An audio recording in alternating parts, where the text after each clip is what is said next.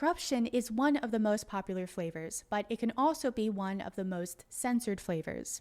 And I've talked about it, why it's so popular previously, and I'll absolutely talk about it again later in this podcast. But before that, I want to talk about the censorship stuff. So over the last decade, Patreon has been the biggest place for Western games covering corruption.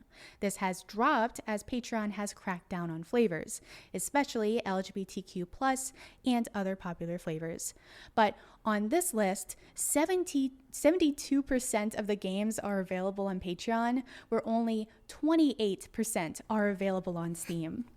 I was really surprised about how many of these games are either banned by Steam or the developer has never bothered because they were certain that they would be banned. I do think most of these games could get on Steam with modifications or off-site patches, but I also understand that that can be a huge amount of work for a developer to do with no real guarantee of success.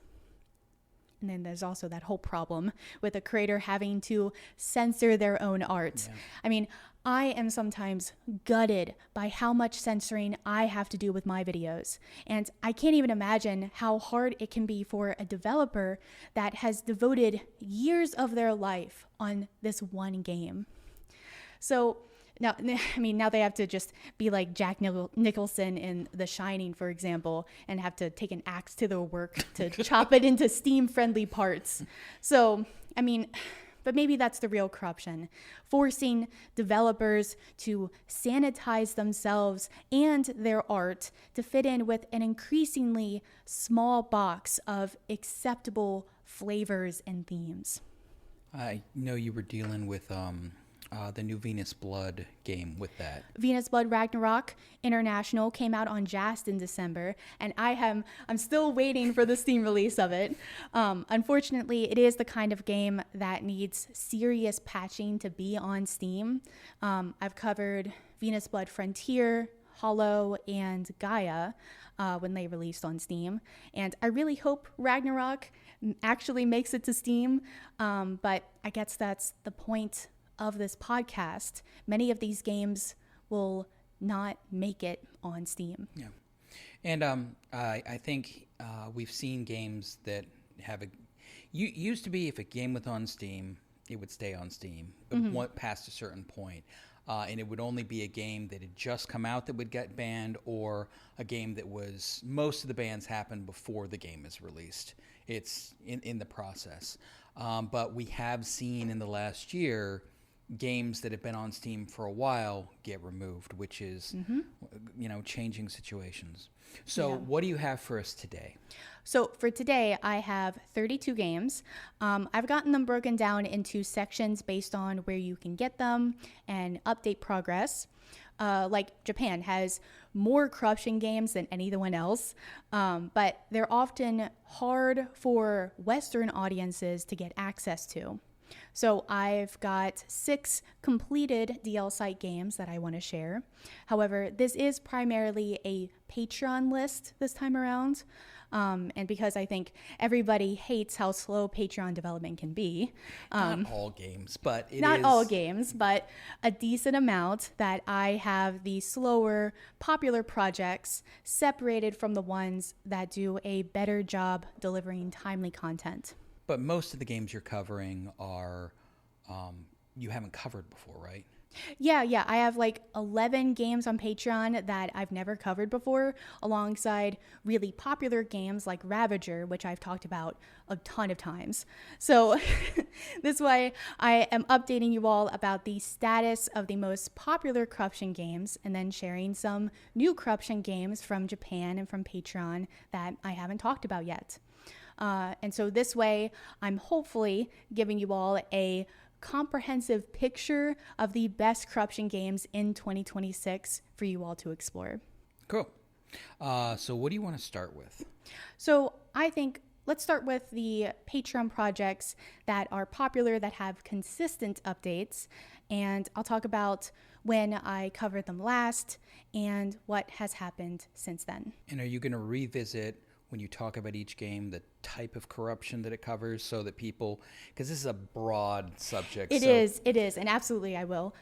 This is a really, really popular flavor, and it has a ton of nuances. So like corruption can be physical, psychological, and then there are also so many ways to bring about that corruption and how it can manifest. And so I want to talk about that with each of these games, so that everyone can find what they are looking for. And then I also want to help people avoid what they are not looking for. So, and I mean, I feel like that's kind of the best part of these podcasts, because I can go much deeper into games and all of this stuff than I can in a shorter video. So, yeah. You still get in trouble for these sometime too, so. That's true. So hopefully this one will be okay. Cross my fingers, or just one. Do you cross both? I have no idea. I have no idea. Maybe there's some cultural nuance to that, depending on where you are and how you. Maybe I've heard that if you cross two, that it's like bad luck instead, or maybe it's good luck. I don't remember. You can really tell the subjects that you've researched and the subjects that you have not researched. Crossing fingers. Yes. All right, but as always, all links will be provided in my Patreon, and I'll provide where you can buy all these games on my Patreon. Yes, buy. You can buy all of them on my Patreon. I'm just gonna say what I usually say.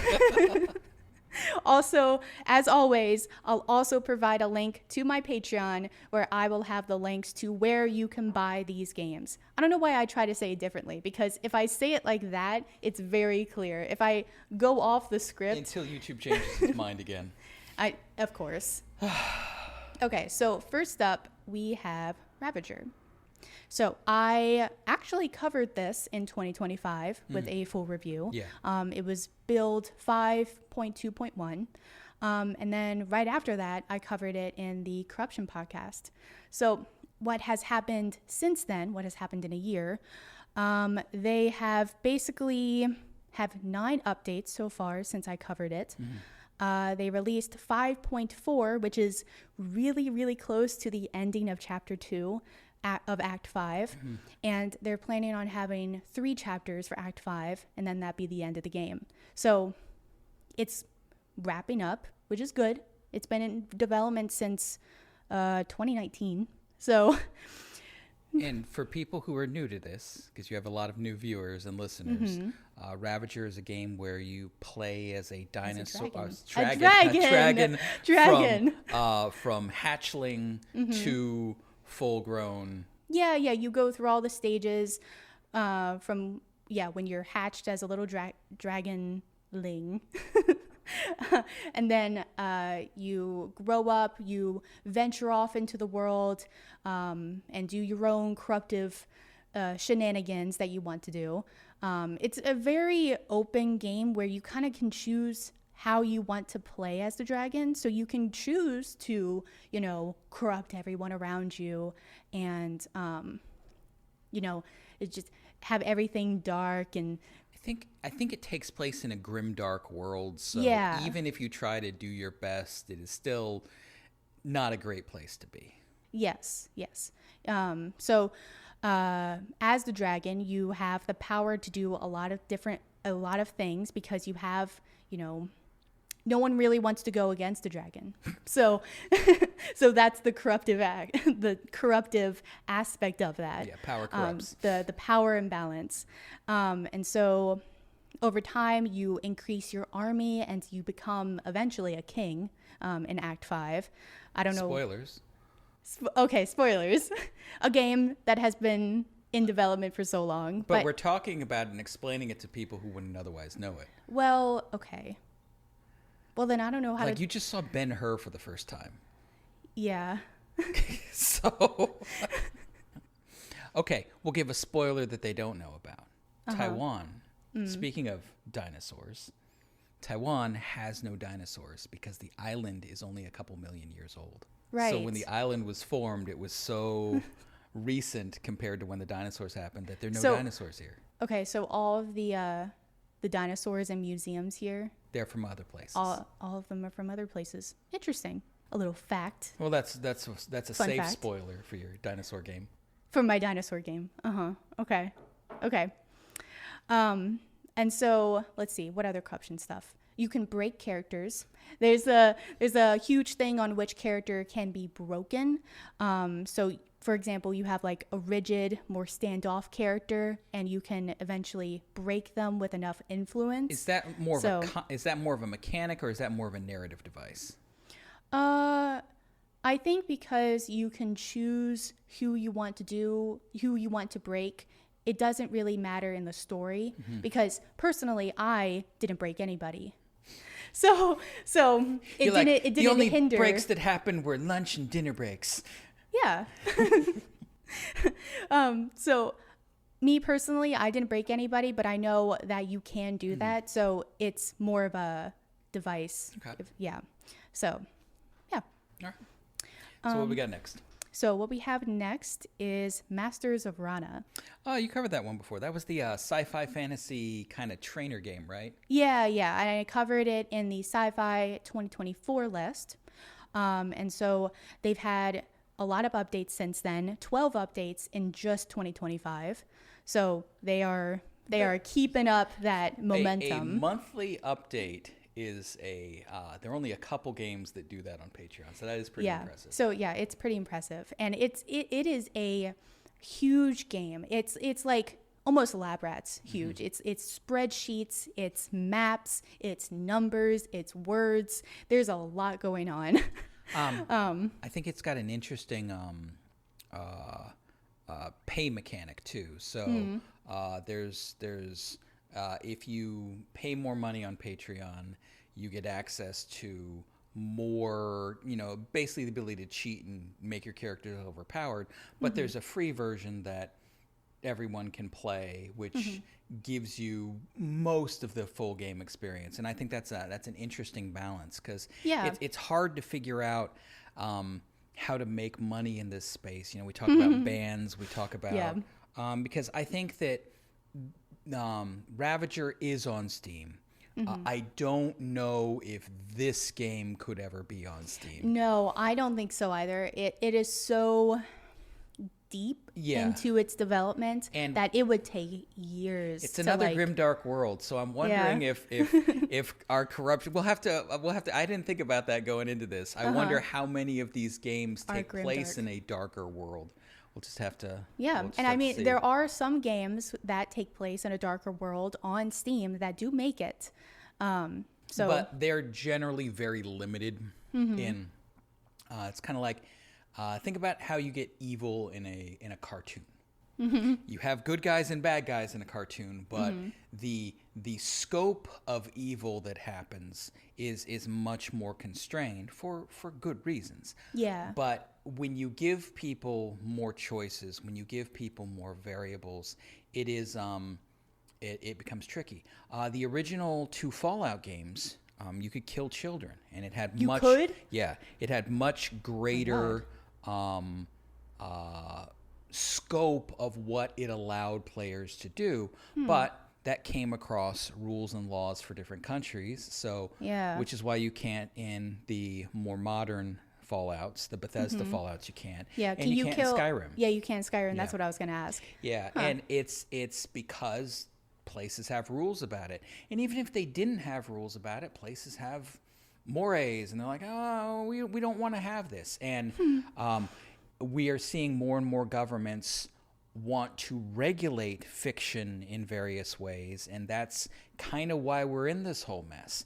If the governments and Visa and MasterCard weren't so heavily regulating fiction as they are, all of these games would still be on Patreon. Most of these games could be on Steam, but this is a direct result of that, and it's probably only going to get worse over the next few years, unfortunately. So, talk about a dark science fiction world. Yeah, we're living in one. Well, we seem to be crawling towards it. So. Oh, that sounds worse than just being plopped into it. Yeah. But anyways, Masters of Raana. So this game, I brought up Lab Rats, and it's kind of like the same system where you are basically corrupting this entire town that you have. So you have, for example, you can corrupt the slaves that are in there and then sell them, and that raises the corruption level of your city. And then you can also increase your household corruption, which then increases the corruption level of the city. And there are political and religious kind of aspects to it as well. Yeah. Which, I don't think anyone is going to do everything in one playthrough. I don't think you can do everything in one playthrough. I don't think you can either. But no. it does definitely shape different narratives that you can experience. And now I'm sure there are optimal, gameplay. Oh, I'm sure someone has found an optimal path. And of course, this is a game in development, so what imbalance there is, and I think most people, when they play this, they cheat anyway. It's pretty easy to cheat at. So, well, yeah. Usually, when you get overly complex sandboxes like this, it is it almost seems like, okay, we're gonna people are gonna want more money or whatever. Yeah, and I have seen developers be like, "Hey, do you want this version or do you want the cheat version?" Because they understand. Yeah. So good game. Masters of Raana explores a lot. So. Even if it isn't completed yet, it still has a ton of content. Yeah, and I think most of these games, I don't think you selected a game that didn't have a ton of content. No. Actually, I think some of the finished games may have less content than many of these in-process games. Probably, maybe, You get that Patreon creep. You get that, Ravager could have finished, but I'm sure he has a picture in his mind about where he wants to go. And maybe, I don't think any of these, especially these earlier developers, I don't think any of them really understood how popular their games could be, how much money they could bring in, and how successful these projects are. Yeah. I think they were just, following their passion, following their art, following maybe even their flavor preferences. Oh, I want to make a game because I can't find these flavors, so I'm going to do it. And we've seen many of these developers become very successful. And as they've become more successful, I think there's a lot of push from their fan base to put more content in, to add more content. Masters of Raana is like that. People are asking for stuff all the time, and they keep putting more and more in. So you get...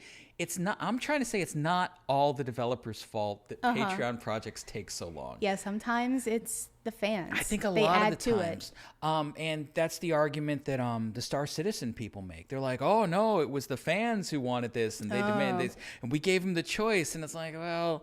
So, and I think we're figuring this out as we move away from big AAA projects, and as more and more indie games emerge. Claire Obscura is an example of this.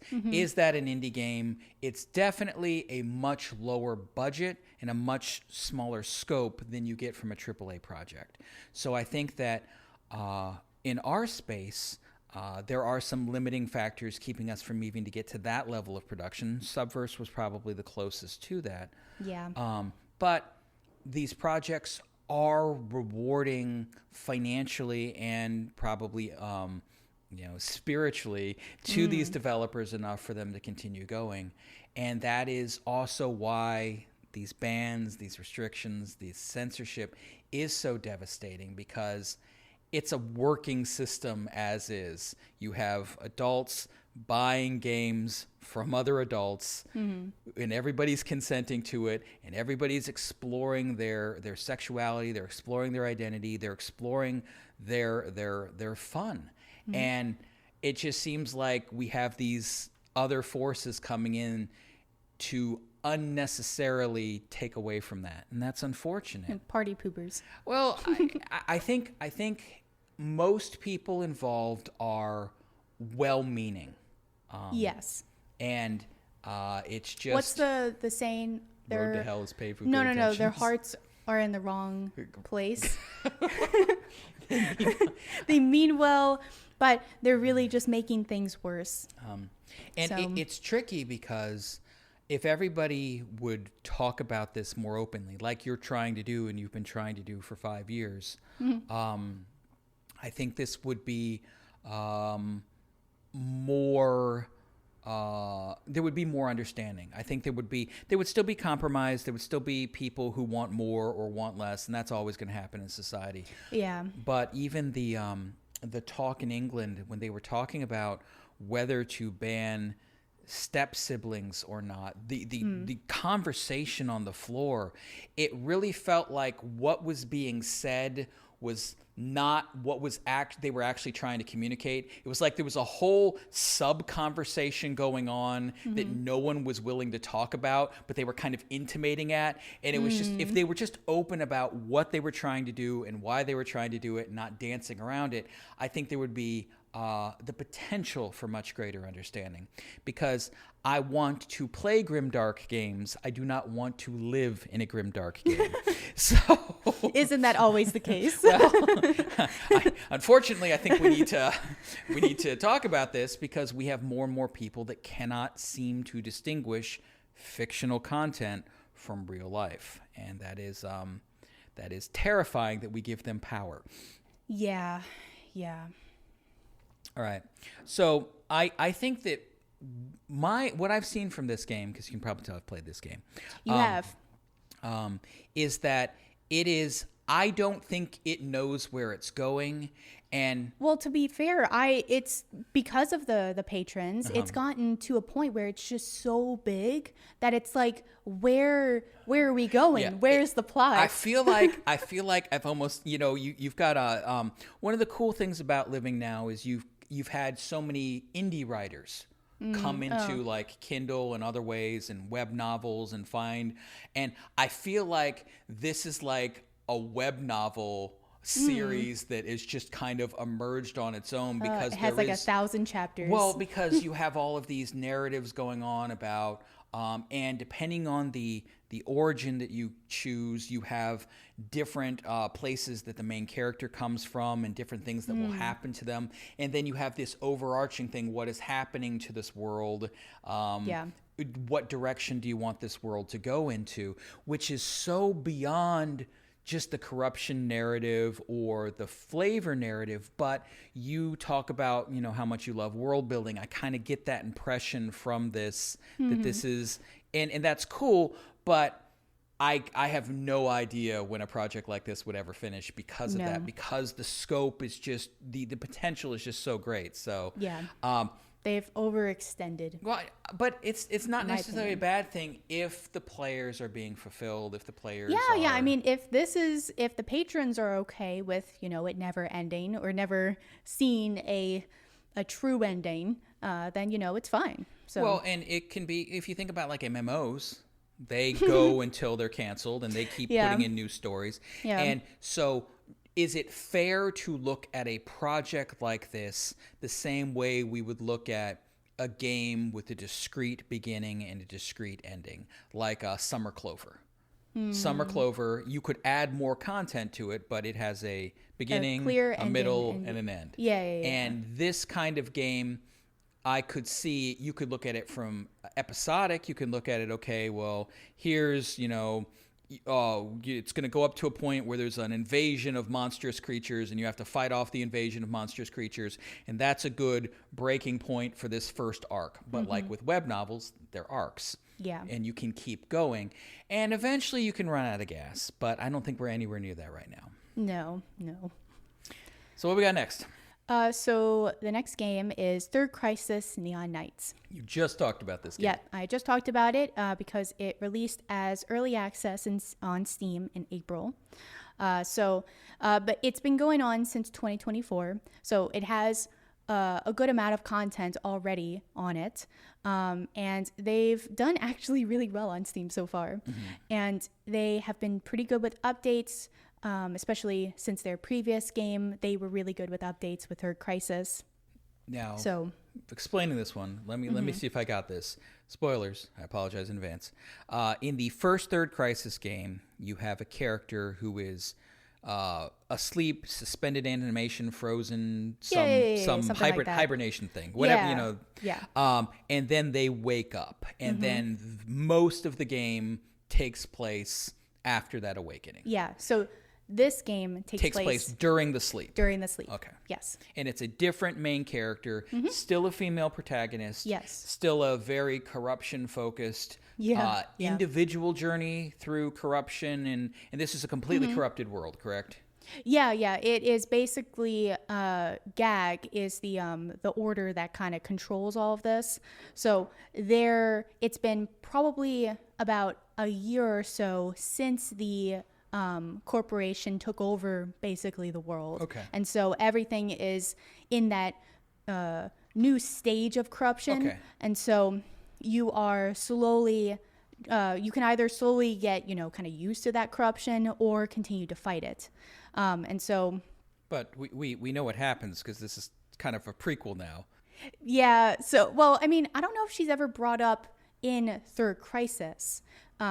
Maybe that was like a secret that you could find in the game. I don't know. But for what we know, I mean, the world basically goes to shit. So one of the best Star Wars games I ever played was called The Force Awakens. And basically you had this OP Mary Sue, just completely ridiculous character taking place in a time. We know what's going to happen with the Empire. We know what's going to happen because we know the later movies. And you have this amazing guy who you get really attached to, and you know this is not going to end well. So maybe your character can somehow find a happy ending. maybe. So I wouldn't bet any money on it, though. Maybe we don't maybe get a happy penny. endings in corruption games? No.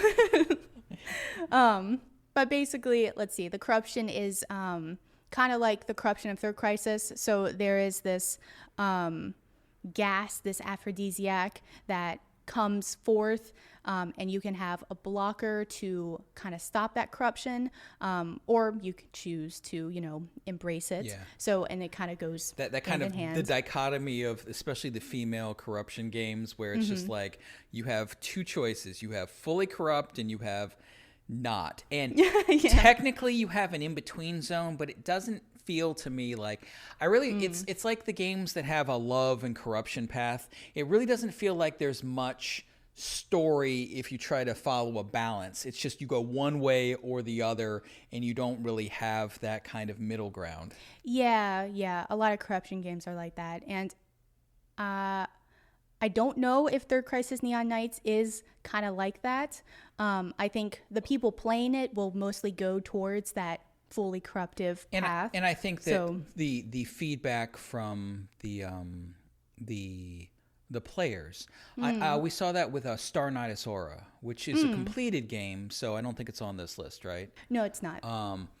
So this is comprehensive for things that are either new or in process in 2026.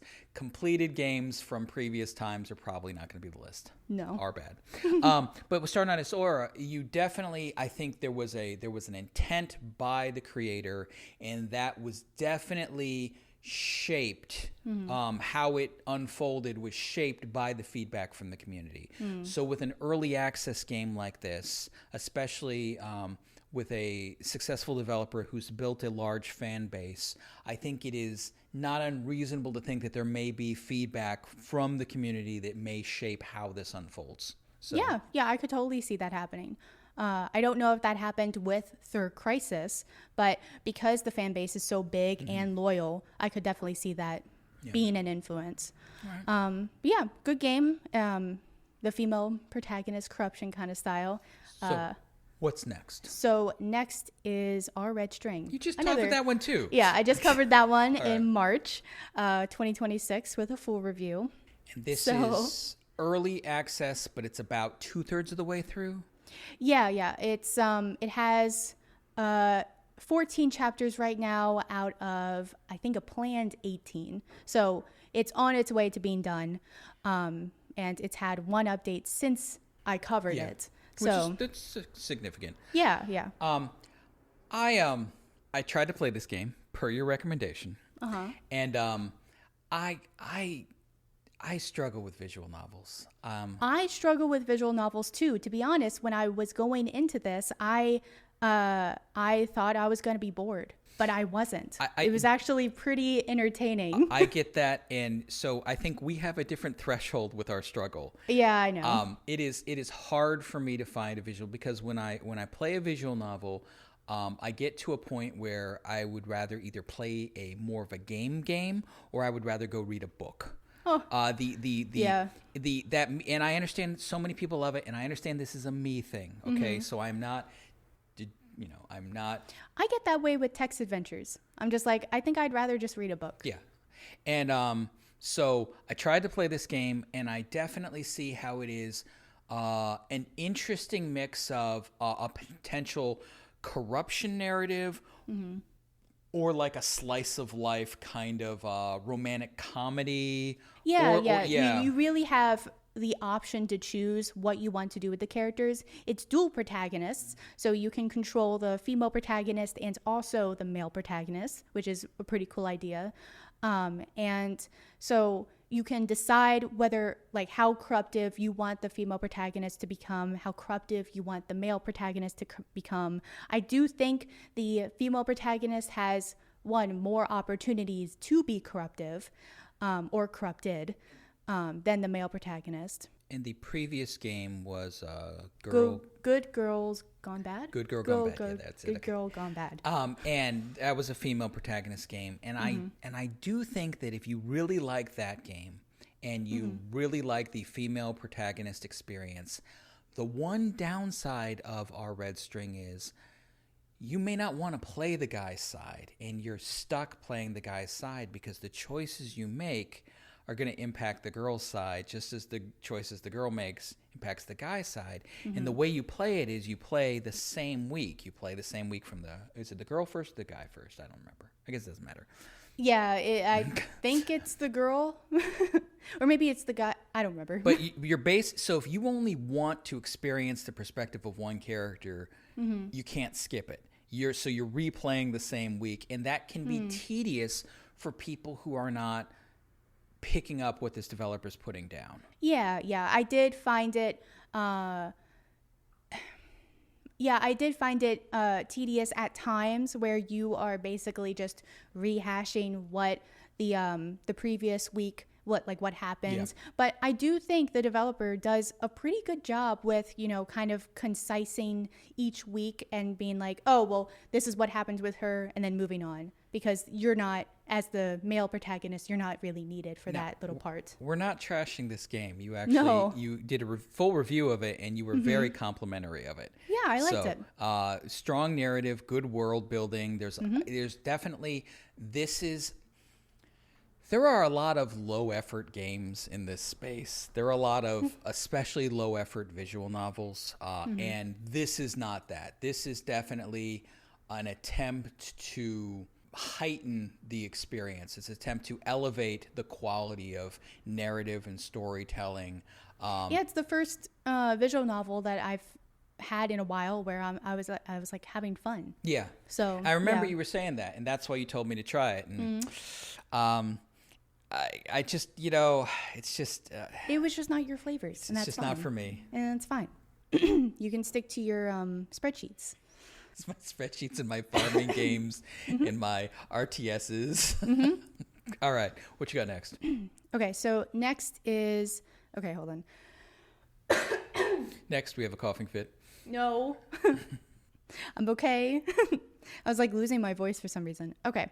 So next we have Tales of Androgyny. And so I last talked about this in 2024 with the Impregnation podcast. Okay. I briefly brought it up.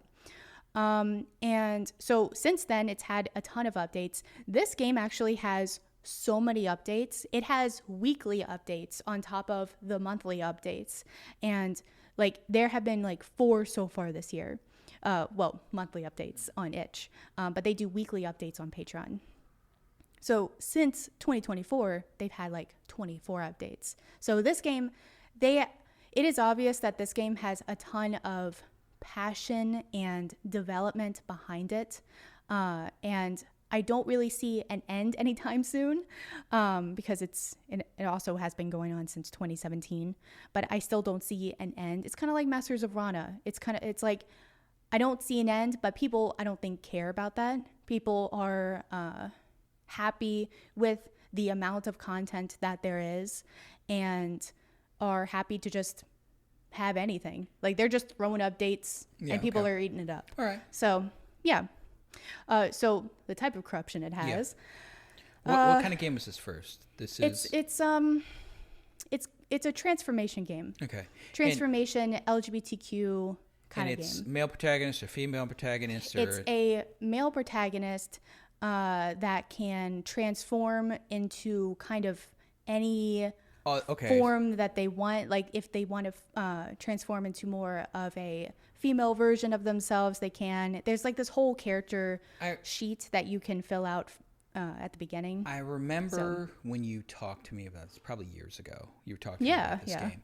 And one of the things that I remember you talking about is, we've talked about before how it was kind of a realization that there's more going on with adult games than just people playing video games with sex in them. And this is like exploring themselves. Yeah, this is one of those games where, we're all born a certain way. We all go through puberty. When we hopefully get to the point where we go through puberty. We go through puberty, we grow up, and all of us have, questions about who we are and who we want to be and who we should be. And we have struggles with our desires and our wants and our needs and our fears. And art has always been an amazing way to explore those things. And I think games like this, so if you have questions about who you are on the inside versus who you are on the outside and what you desire, and this is an amazing tool to help you explore that in a safe way, in the safety of your home, way, in a fun way. And I think that is an amazing unintended part of video games. And it's so wild to learn about this and see how this works, and that's so awesome. And I wonder if you keep propagating the message of no shaming, just gaming. I wonder how much better people's lives can be having access to games like this, having access to be able to explore who they are, to be able to maybe have a conversation through the game that they may not feel safe having in real life. And I think that's awesome. And so a game like this, creating narratives, persisting, I think there is this is a tool of social good almost, in ways that maybe not every game does. So that's really cool. Yeah, I'm glad this game exists for that reason. Because you can do a lot in this game. You can do the whole choose how you want to look at the beginning, but then you can change as you play the game depending on how you want to do that. Like, you can it's a game where you basically go out and you have the choice sometimes if you want to have sex with everybody. So, and I do think a funny thing about it is if you were curious about a thing, let's say you were curious about transformation, let's say you're curious about maybe a sexuality that you don't identify as, but you're curious about it. A game like this, doing it through corruption, doing it through, I guess I have no choice. I've got to try this. I've got to do this. I think it makes it easier for someone to explore something that they may not otherwise do if they were directly given a choice. I'm not gonna go buy this Yowie game because I don't play games like that. But then you play a game like this and you're put in a position where, it just kind of happened. Do you think maybe that's kinetic novels? How do you think those fall into that? Well, I think that, so I think a kinetic novel, And for those who don't know, a kinetic novel is a visual novel where there are basically no choices. And even if there is a choice, it doesn't accomplish. It's like, Fallout. Fallout gave you a whole bunch of supposed choices in the Fallout 4, and it really wasn't much. There were some cheer endings, but most of the interactions weren't a real choice. But with a kinetic novel, it is a narrative, and it's supposed to add visuals to that narrative, and it goes in one direction. And no, it's not a choice. It's a roller coaster. It's a haunted house. You're going through, you're getting the experience.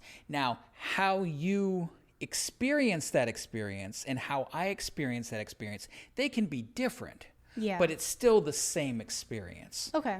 And a game that gives you, so if it was just a transformation game where you have no volition, you just go through and things happen, that I think that people who don't know what to expect coming in, that can be very tricky. Because we see that people go watch a movie and it wasn't the movie that they expected, or they watch a sequel and things happen in that sequel which wasn't the movie that they wanted, and that can be tricky. So are you saying that the choice does matter, even if it does lead them to one direction? I think from an exploratory standpoint, if you think about how disgust responses work, sexual disgust responses, if you think about how twisted people can get about their desires. With every single study that's been done, there is no human on the planet that is 100% comfortable with all of their desires. There are things that we are embarrassed about. There are things we are ashamed of. There are things that we may regret. There are things that and there's also a hunger and there's a want. So even if, let's say, you love your sexual identity 100%, you still are going to want more. You're still going to crave more, even if you're satisfied, even if you are, it's that impermanence of happiness thing. Okay. So a game that gives you choices, and it's kind of fuzzy. You don't necessarily know, but you're like, oh, this kind of happens. Oh, what happens if I do this other thing? And with some flavors, people are still upset about it. Like, that's one of the reasons if homosexuality in an otherwise heterosexual game, if it's clearly labeled like in Fetish Locator, people really don't mind that. If it kind of surprises you, people are going to mind that. Yeah. Not everybody, but the people who will speak out about it. NTR games have that problem with the cheating. They're like, oh, those NTR games that are, it's like a harem game one way and it's like the NTR game the other way. Yeah. There's a lot of push-pull on that. And so I think with a title like Tales of Androgyny, though, I think most people should know what to expect with that. Yeah. And that's why the Memoirs of the Battle Brothel game did so poorly, because the game, it was a brilliant game. Yeah. The title made you think it was going to be something completely different. Yeah. And you don't actually spend that much time in the brothel. and there's not really any battling. Well, there's battling, but in the open world that they have that you don't even know about until you play the game. So, I think that this type of corruption makes it more of a gateway kind of experience, more of an exploratory kind of experience. So I guess the answer to my question earlier, even if it's a grimdark world, and Tales of Androgyny isn't, I don't think. It's more of a lighthearted kind of irreverent. Yeah, it kind of reminded me of like Alice in Wonderland. Yeah. Yeah. And so the benefit to us living in real life is going to be good, because even if the game isn't for us, if it's helping other people and it's helping other people be more comfortable in their skin, more comfortable with who they are, more comfortable with their identity, that is going to have a net positive on society. Crime's going to go down. Mental health is going to go up. Everybody benefits from that. So even if these are not your flavors, you should absolutely be open to them existing because it's in your best interest for them to exist. Yep. And we just need to let the British government know that. That's all you. Good luck. I'll try. You are. Well, what do we have next? okay, well, speaking of transformation, Okay. the next game is Transylvania, Okay.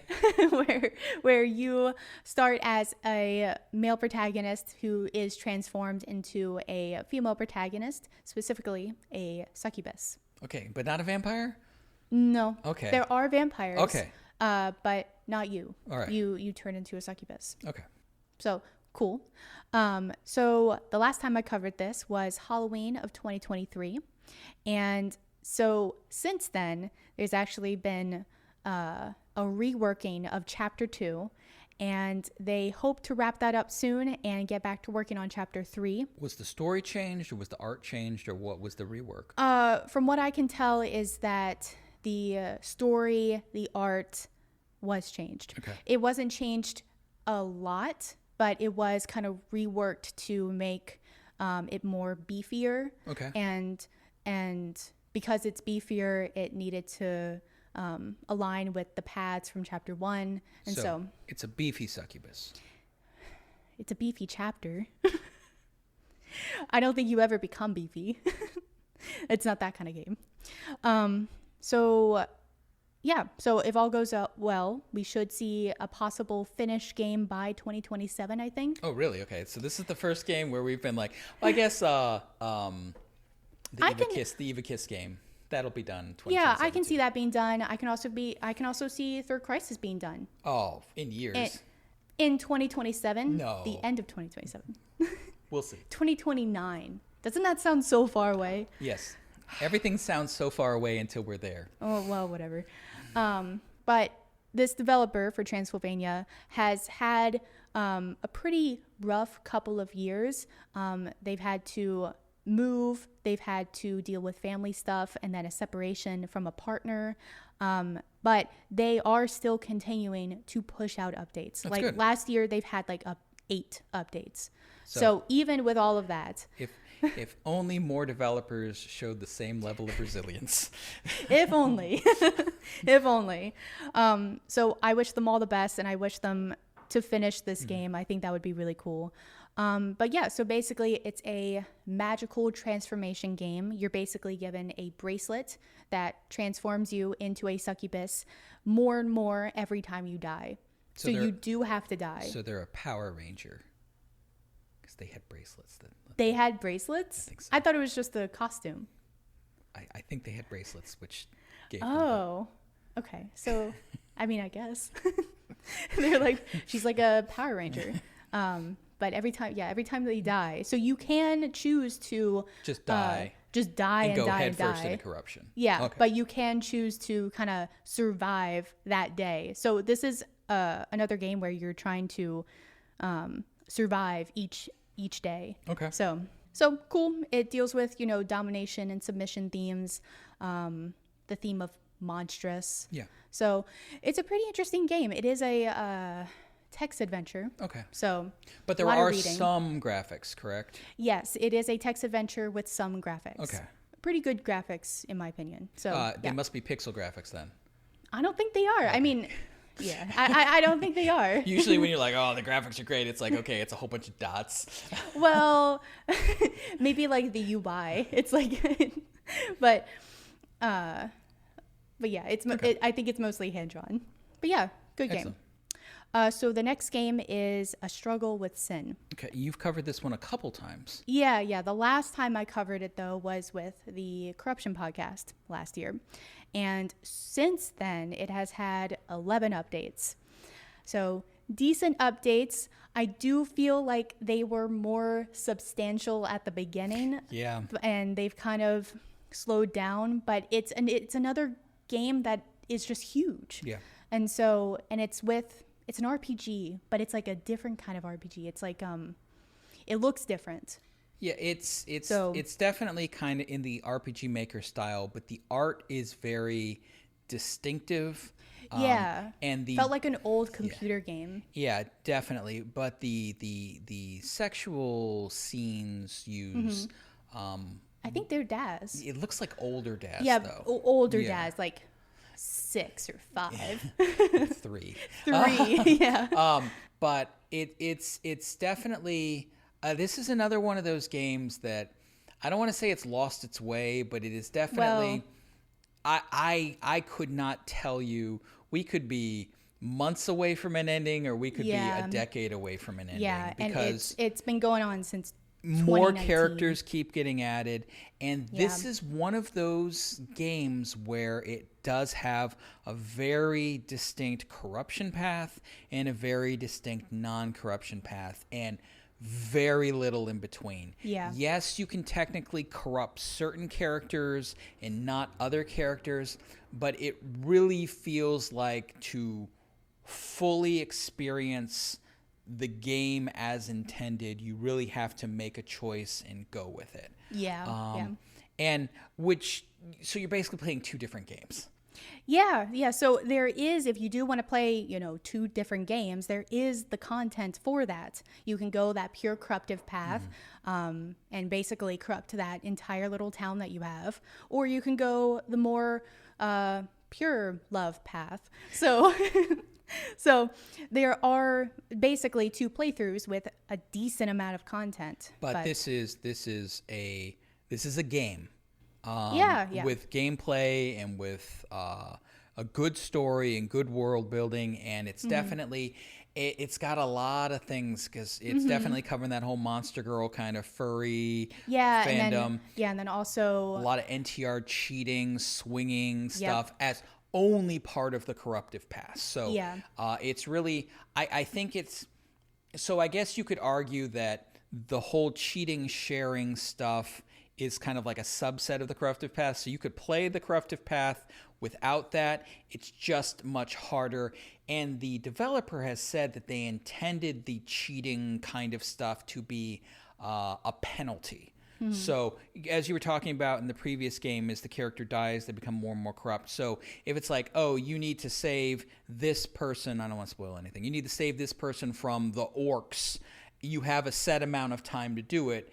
If you save them in time, you're great. If you don't save them in time, something else happens. And so I think that is a narrative gameplay mechanic, once again, giving people a choice on how they want to see this unfold. The only thing I wish that games like this made it easier to experience the ramifications of your choices without necessarily having to play a different playthrough or restart or load a save. I just think it would be cool, kind of like a what if, and making it, yes, I guess it would make it have less replay value, but I think we always have kind of FOMA with games like these. It's like, okay, what will this choice do? What will that choice do? Yeah. And we kind of want to see both. We kind of want to know what's going on. And I think especially with corruption, because we want to see what could be. Yeah, what could be, and we don't always get that. And some games do a better job of letting you know where things are going to lead. Yeah, we'll get to a game where they actually do tell you, like, kind of below the choices, like, oh, hey, this is like what you're gonna get, and then they even have paths explained in detail what's going to happen. In case you weren't sure, here was an index. Basically, and I found that very helpful. All right, well, we'll talk about that when we get there. Yeah. All right, what do we have next? So the next one is Henteria Chronicles, the Peacekeepers. Speaking of NTR games. Yep. So this one came out as early access on Steam in June of 2025, and that was the last time that I brought it up. And they have had 1 update so far for 2026, but they did have 7 updates in 2025. Yeah. So a decent amount. They also made an announcement on Steam on September 2025 stating, with this new update, we're slowly approaching the end of the game. Yeah, it's almost done. I still wish to add new content for Halen and Lily, which they've already done. plus some extra content for the main storyline as well until I can branch out into the endings. There will be 4 endings in total. NTR Ending 1, sharing. NTR Ending 2, women remain mostly exclusive to the antagonists. A happy ending, and then a revenge ending. Yeah. So, this game is like, it's on the cusp of being done. So, which is nice. I've played the first 2. You and I have played. Yeah, this and it's a third series that has been going on since 2019. And so it uses the kind of the RPG Maker environment, but it is not an RPG. This is a visual novel told through RPG Maker. So you are wandering around the map and doing things. Yeah, but that's about it. Yeah, and there is a side card mini game thing you can do. Yeah, there is a mini game. Yeah, and I think they added that to appease the patrons who wanted a mini game, I guess. And the previous 2 games have been, this is you have a silent protagonist, and the silent protagonist has a love, and things do not go well. And things do not go well. There well. are reasons why things do not go well, but this is definitely you have all of these flavors have tropes. So it's like, it might be a transformation thing. In corruption, you might have, you talk about chemical things. There are tropes. NTR, these cheating, having your loved ones stolen from you, for those who don't know what it means. They have certain tropes. And this seems like an in-depth exploration of all of those tropes in one game. Yeah, so you have multiple characters, and their invariable corruption and path.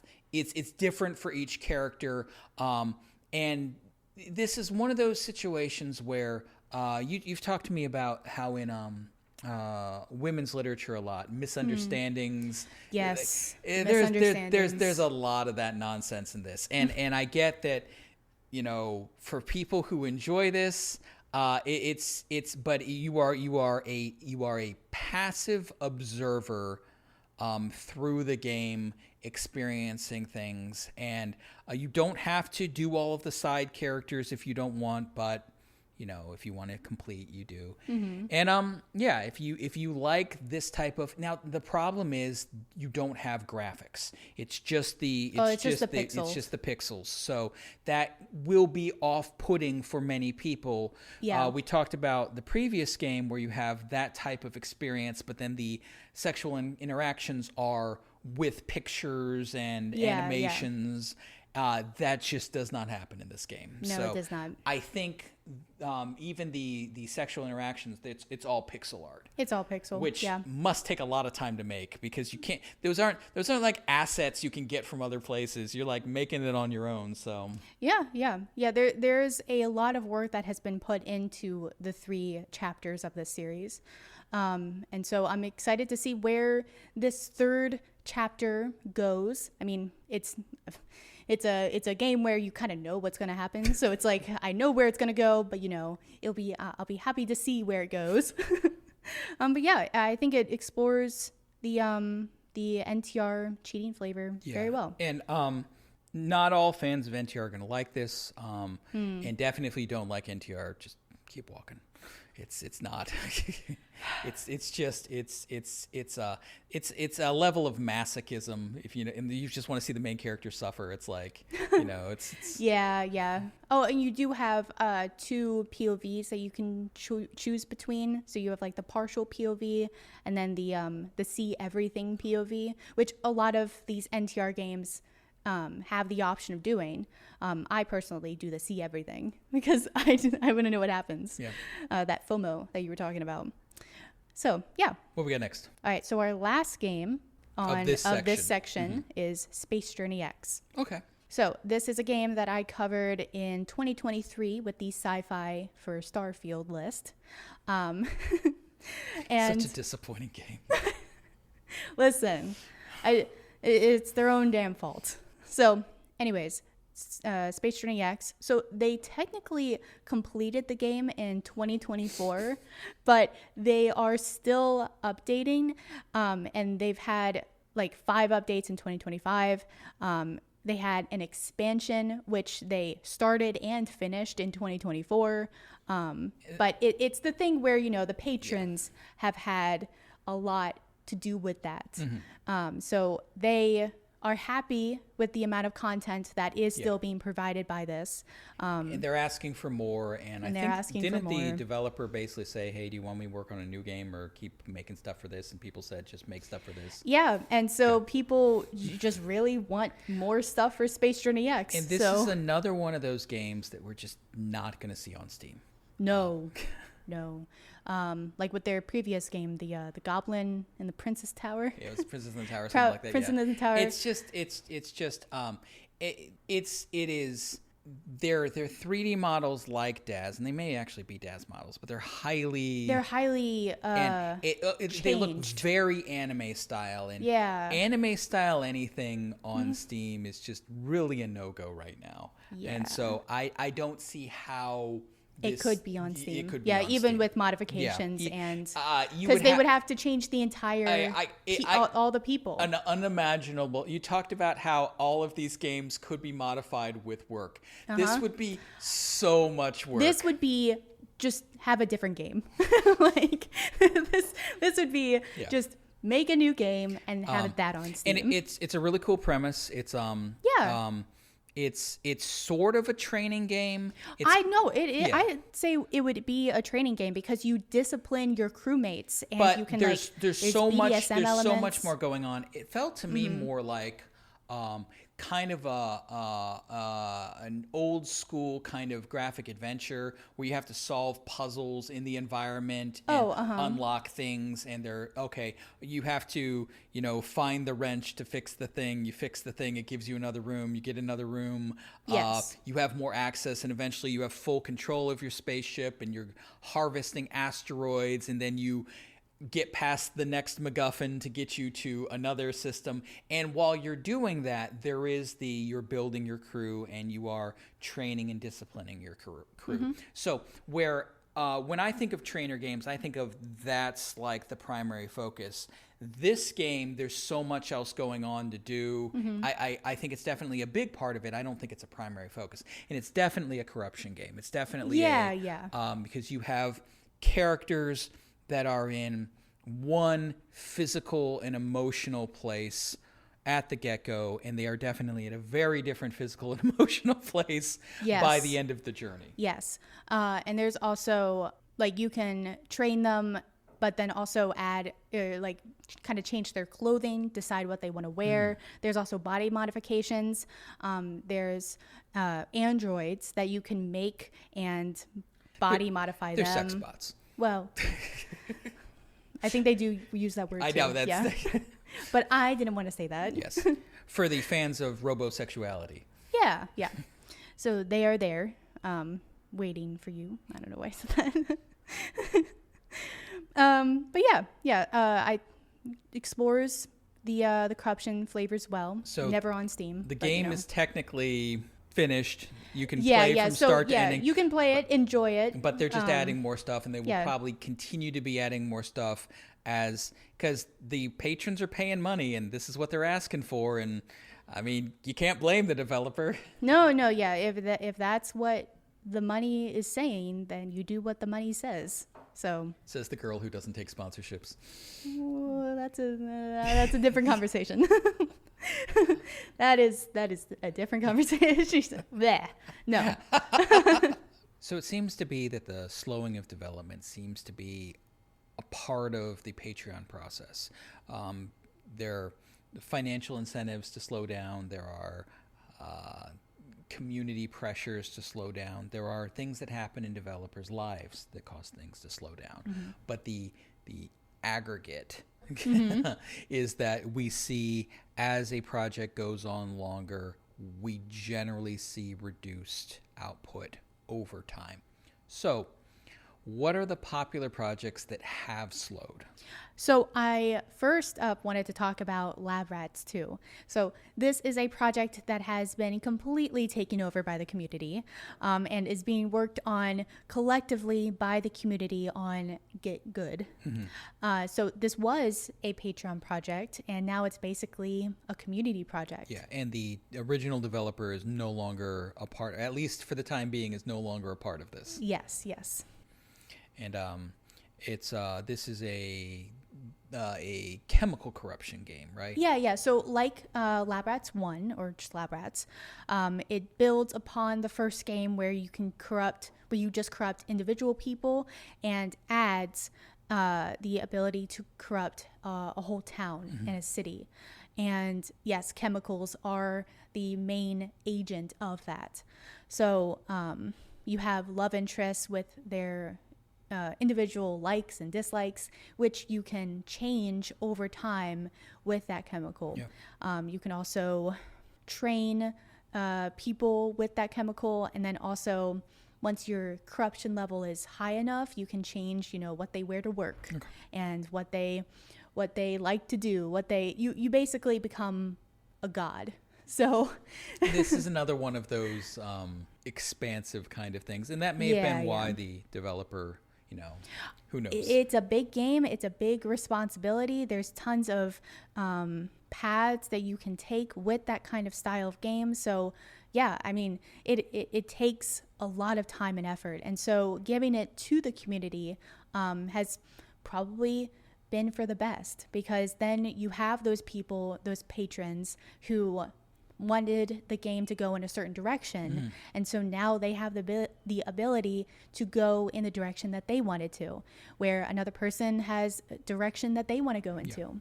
So and it will be interesting to see how kind of this open source game development works. We've seen it with the mod community, so with mainstream games. So it'll be interesting to see if this is something that is viable, because if it is, we could see a lot of changes. A game is on Steam, and then all of a sudden the mod community is adding things and making adjustments that wouldn't be allowed on Steam, but because it's a mod, it's okay. And maybe this is a potential path forward. I don't know how realistic it is, depending on a community, for content and flavor support. But it is interesting to see it happen. Because like you said, with the amount of updates, and it used to be pretty on top of that, but over the years it has slowed. I think the last stable build was a year ago. So still check it out if you're looking for more of that corruption mind control vibe, because mind control and hypnosis they go hand in hand. Severely restricted games. It's technically banned by Patreon. It's technically banned by Visa and MasterCard. It is. If those are your flavors, if that is part of what you enjoy, you are severely limited in your options compared to 5 or 6 years ago. Yeah. What do we got next? So next we have Harem Hotel. Oh. That was one of your original games you covered, in your first year. Yeah. In 2025, we did the revisited podcast, and Harem Hotel was one of the ones that we did talk about. From 2021, yeah. And then I think right before that podcast, we also talked about it in the Corruption podcast. Okay. So since then, since then, it has had, I think, one build. It was on build 0.18 when I covered it, and then it is now on 0.19.1. So they did make a recent dev diary, which is not really recent, as it was posted in October of 2025, how they think the game is lacking gameplay, and so they are working to improve that aspect. So let's see, more activities that you will be able to see to make the hotel feel more alive. You'll be able to see maids cleaning, you'll be able to see guests leaving food out, and then they are planning on introducing tourism in build 0.20, which will allow you to finally be able to open up your hotel. I didn't know that this hotel Was not a was hotel. not open. Yeah, because it's not a hotel. It'll be a hotel soon. Yeah. It's been a process. Yeah. So has been we a- are now finally opening the hotel, which, okay, great. And they say that the game is lacking gameplay, and then they have it as like the tourism aspect is gonna be as optional as possible. So this game is never going to finish. Yeah. So, and then they're introducing a star system to go along with the hotel management, and so it's like they're adding things that I don't think. Given how much you complained about it not necessary. being a hotel in previous times, yeah. I mean, this is just... Now this- I guess it is a hotel. So this is your fault. Well. All right. So, I mean, I think that is great if you're looking for more from the game. Yeah. But this sounds like but if you it's were looking further for away from completion. Yeah, than- so you're looking for an ending. Yeah. I don't know if we're going to get that anytime soon. I'm thinking that all of these games, that's going to be the story we're hearing, but we'll see. What's next? Well, Cosy Cafe is next. I've never which played is, this one. It's very similar. Okay. It's you have It's a cafe, not a hotel. Yeah. And they'll be adding a way for people to stay overnight in the cafe to turn it into a hotel. No. No, it's just a cafe. And you basically, it has the same themes of like you can corrupt the coworkers. And it actually I played through to like, I don't know, the recent update that it has. And the corruption actually goes into a place that I wasn't expecting. Okay. So I thought that was interesting. What, you're going to leave it as a cliffhanger or? Well, it is the type of corruption where it's a pretty wholesome corruption in some aspects, but it also goes into changing their clothing, Okay. which I wasn't you do the collar stuff in Cosy Cafe, but then you also go further and you actually get them all into goth clothing. Well, That's the spoiler. there we go. Speaking of cafe corruption, did you know that Nekopara has a mobile game now No. with gotcha mechanics? It was about time. It was kind of just like it was going to happen eventually. Of course, Nekopara is the one to do it. Sure, why not? Yeah. Is it doing well? Oh, I don't know. Let me take a look and see. Yeah, the new game is Nekopara Sekai Connect. Okay. So Any more information you can give me? it's going to be on Steam. It is. Yeah. I thought you said it was a mobile game. Yeah. But they're going to have a PC version coming out in the fall. Oh, yeah, there it is. There it is. All right. I wish them all the luck with that. Maybe you'll do well. Oh, I think it will go down. Yeah. Everyone likes Nekopara. It's a known series. Yeah. So, yeah. It looks like it's going to be rhythm, so maybe like the Love Live game. Oh, that's actually kind of cool. Okay. All right. Add some gameplay. Speaking of other cozy cafes, Okay, but let's see. Cosy Cafe. I mean, it's slowed on updates. People still like it. Like their Patreon is still growing, but it's very slow. They had 2 updates in 2025. So I did play the recent version, and I did notice that they changed the UI. okay. So that's something. All right. But yeah. I So don't know. not a lot, but if you're interested in jumping in and trying it out. It has a lot of content. Okay. It's been in development since 2023, and it honestly has a decent amount of content. It has like Even if 30 it's- in-game days. So a bunch of builds early on, slowing to 2 last year. Yeah. What we got next? Photo Hunt. This is a game I have not touched Since 2021. Since 2021 in my first Flavor of the Week harems. The first video of that series that went nowhere. Yeah. So, yeah, I have not touched this game since 2021. And they used to be pretty good with updates, but it has slowed over the past year. And it's a game where you basically can take photos, and so it has that exhibitionism, voyeurism kind of corruption aspect. It's got so many flavors offered. It's just one of those, creep flavor. Not creepy, but the flavor creep. It is. It's never going to be on Steam. No. Like the previous games wouldn't be on Steam because of asset issues. Yeah. But this one just for content. And I do feel like it is slowly, I can see maybe a finish, unless they're going to come around and say that they're adding, a resort feature where they're going to have people stay overnight in a hotel or something. So, yeah, it's a game where I didn't think it was going to take this long. So I remember covering it in 2021, being like, "Oh, cool, okay, but you more thought years. Everything would finish easy in 2021. You had no idea. Okay, you were a babe in the woods. Fair. So yeah, I am kind of surprised that this game is still going on. I mean, I hope it finishes at some point, but yeah. I feel like it could, but we'll just see. This is one of those early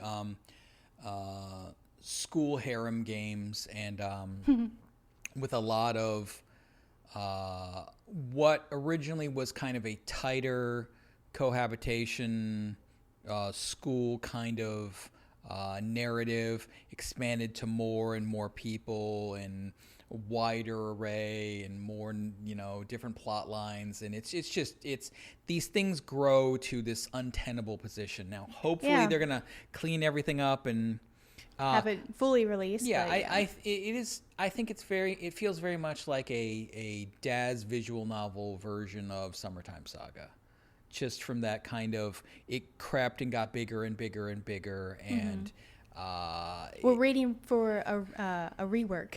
Yeah, like a full rework. No, that's the next step for Photo Hunt. What's next? So next is the Headmaster. Speaking of schools.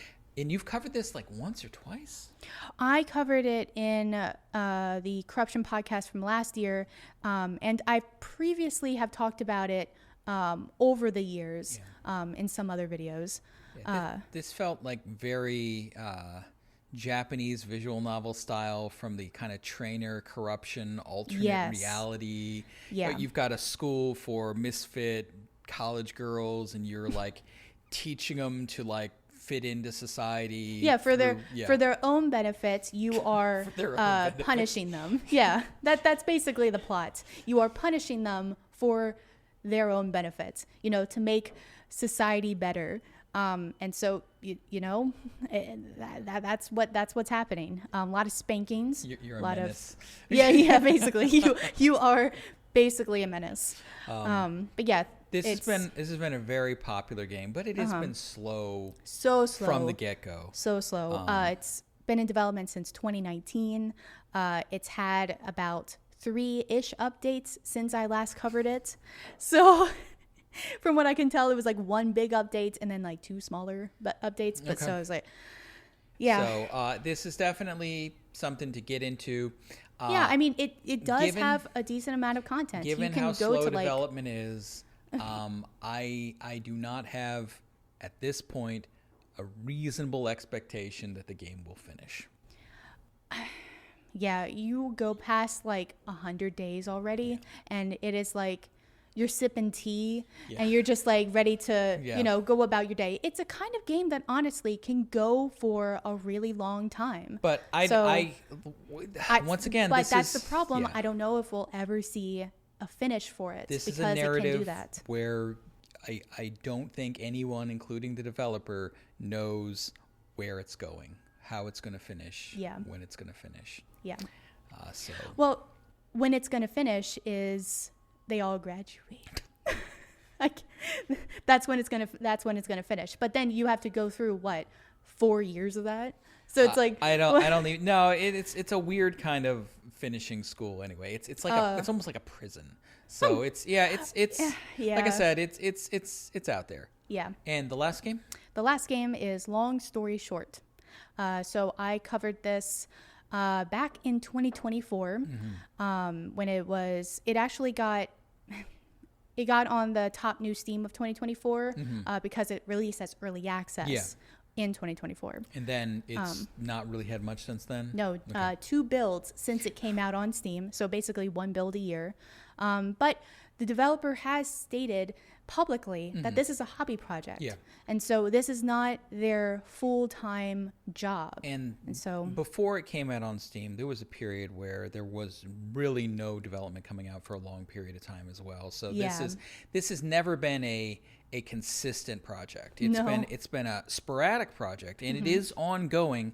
One of more of the kind of friend group romance corruption kind of games, where it's you have a main character, but it feels more like an ensemble cast with different, Yeah, especially with your best friend's girlfriend. You guys, she's like an agent of chaos. You guys get into so much shit together. Yeah. So you definitely have that ensemble kind of How I Met Your Mother kind of vibe from it. Yeah, just more meanness. Yeah, there's a lot of meanness. But I think there is, that can be a part of many different corruption narratives. There's the menace aspect again. Yeah. And so I think all of these games have in this segment, they all have a passionate following. They're all decent premises, or they have a really interesting gameplay mechanic like Lab Rats 2. But I don't think this conversation that we're having, it could be the exact same conversation 2 years from now. One build since then. It's tough, and I know you want to be fair and you want to talk about all these games, and these games are ongoing, but these games are part of why many gamers have such a distrustfulness or disappointed view towards Patreon projects. So hopefully it'll go better. Let's do like new and completed. Okay, so let's talk about do you want to do the DL site games then? let's do DL site. Okay. And what do you got? 6 games on there? 1, 2, 3, 4, 5. Yes. Cool. Yes, 6. All right, what do we got first? So first is Mirage Rebellion. So because it's really hard to share what is coming out of Japan. And so, especially since many of these games do eventually come to a Western audience through translations and publishers like Kagra and Mango Party. So it is harder for some of these games to eventually get on Steam. The heavy modification with all of them. Yeah, but Mirage Rebellion, actually, their previous game is on Steam. It's called Crypt's Rend. And it's a patch game, correct? And it's a patch game. Because it's an anime style game, and like I said before, it is just hard to, even if there's no question, if all of the characters look like they're, 86 years old, it doesn't matter. Anime style games just get... Yeah, they get wrecked. It's like there's someone at Steam who just hates anime. I don't know if it's Gabe or one of his, team or whatever. His minions. So to be fair, there are probably more corruption games in Japan than the rest of the world put together. Oh yeah, definitely. But while we've been seeing Japanese adult games and Japanese adult corruption games since the 1980s, and trainers and corruption games were some of the first games. Yeah. And you talk about that in your History of the Trainer Yeah, those series. trainer videos. But there has definitely been a slowing compared to the rest of the world. And this was like with regular video games. In the 1990s, there were more Japanese games than, being played Sony, Sega, Nintendo, than the rest of the world combined. The rest of the world got into video games.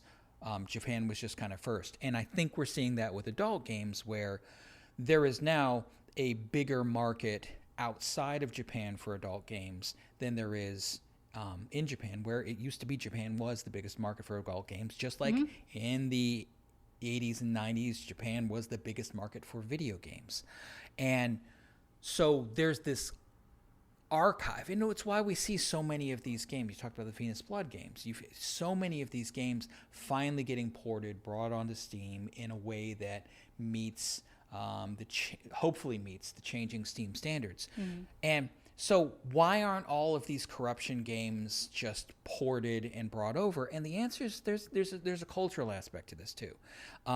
What is tolerated in Japan from a sexual exploration standpoint. It's different for everybody. Is different than what is tolerated. So a lot of these games are just they're not going to be seen as appealing. They're not going to be as mainstream. One of the genres of corruption that has had financial success are the NTR games, like the Crips Rend, and what's this one called again? Mirage Rebellion. Mirage Rebellion. Same universe, same kind of theme. You have a main male character who has a love interest, and the love interest is stolen.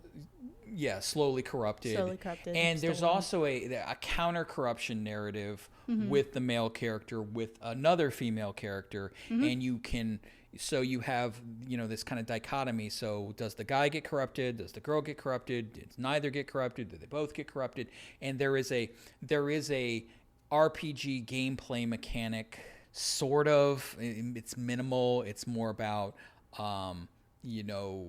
energy and stamina, but it's once again, this is a more of a narrative device using the RPG Maker than it is a full-blown RPG. So I think there's another sequel planned, a third game coming out.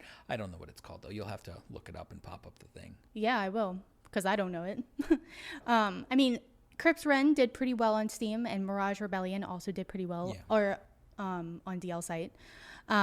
So I could see 072 Project publish Mirage Rebellion as well on Steam.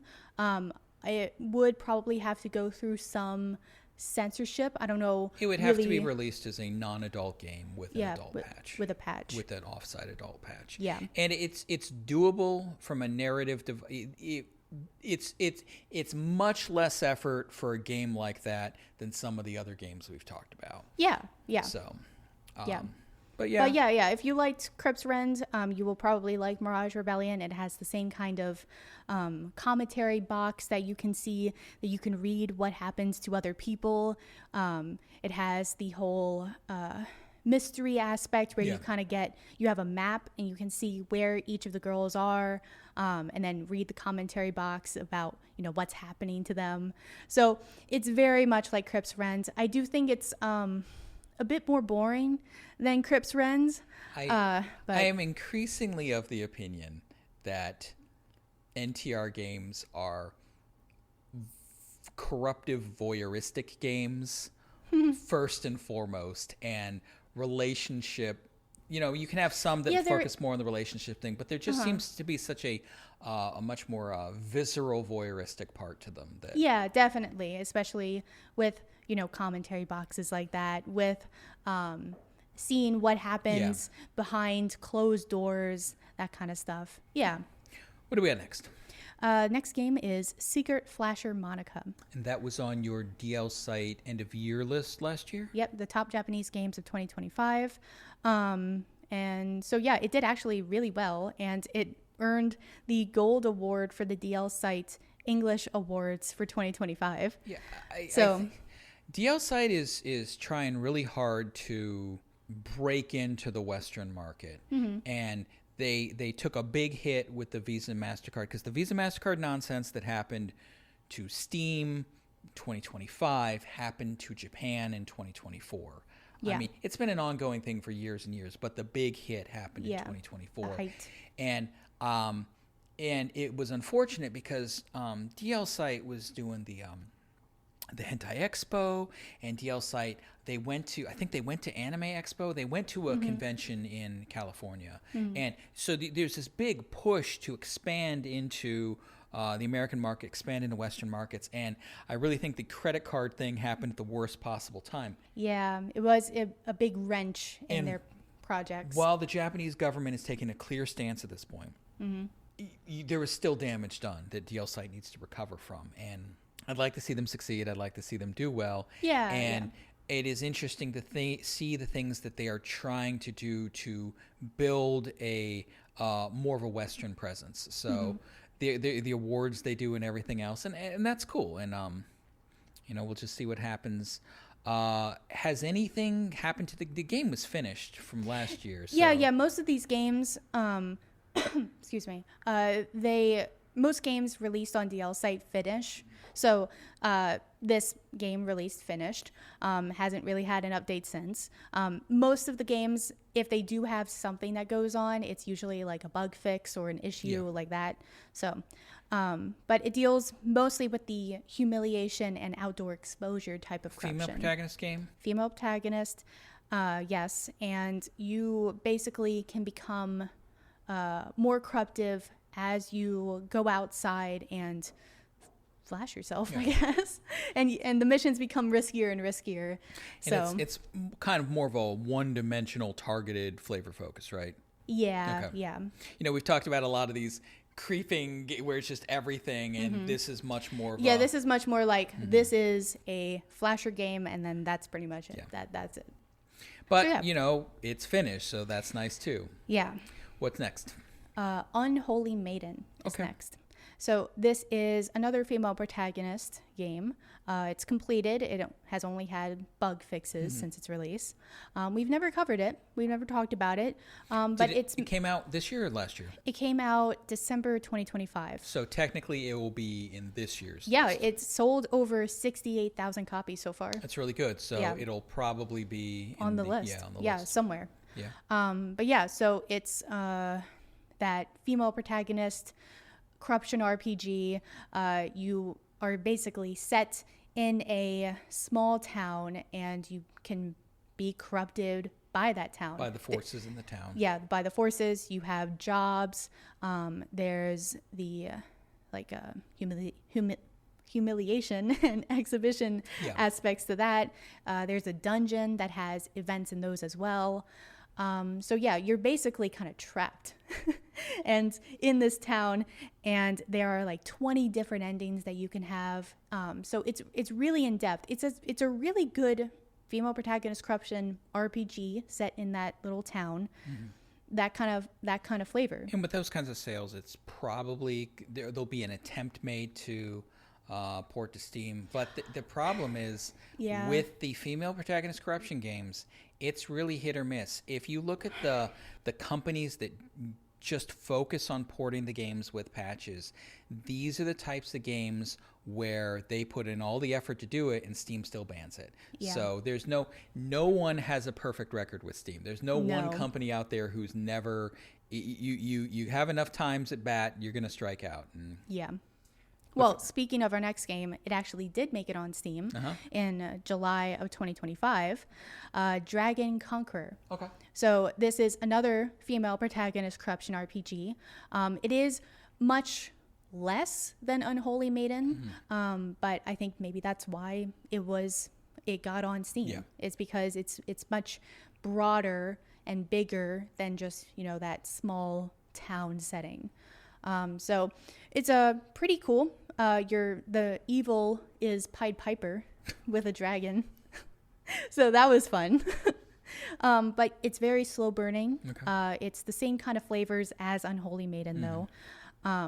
So you slowly degrade her more and more. The most of the corruption I think comes from the battles that you can have. And so there's clothing damage and the sex on defeat mechanics because of that. So so if you like Unholy Maiden, you probably will like Dragon Conqueror, and then vice versa. Okay. So next one. So this one is actually like a completely different style of game. It's called Entrancing the Pure Lady into My Personal Plaything. So this is a simulation game basically, with a lot of hypnosis and domination. The premise is that you have an app on your phone, and then you show the person your app, and then they get hypnotized. Or as they do. As they do. And you're basically entrancing the pure lady into your personal plaything. Well, that's one of those titles that tells us everything we need to know. It really does. Okay. It really does. So, and that's basically the premise. And that there's not much to show for this game. So I don't know if I want to spend too much time on it. But yeah, if you like that kind of aspect, that kind of corruption, then you will likely like this game. Okay.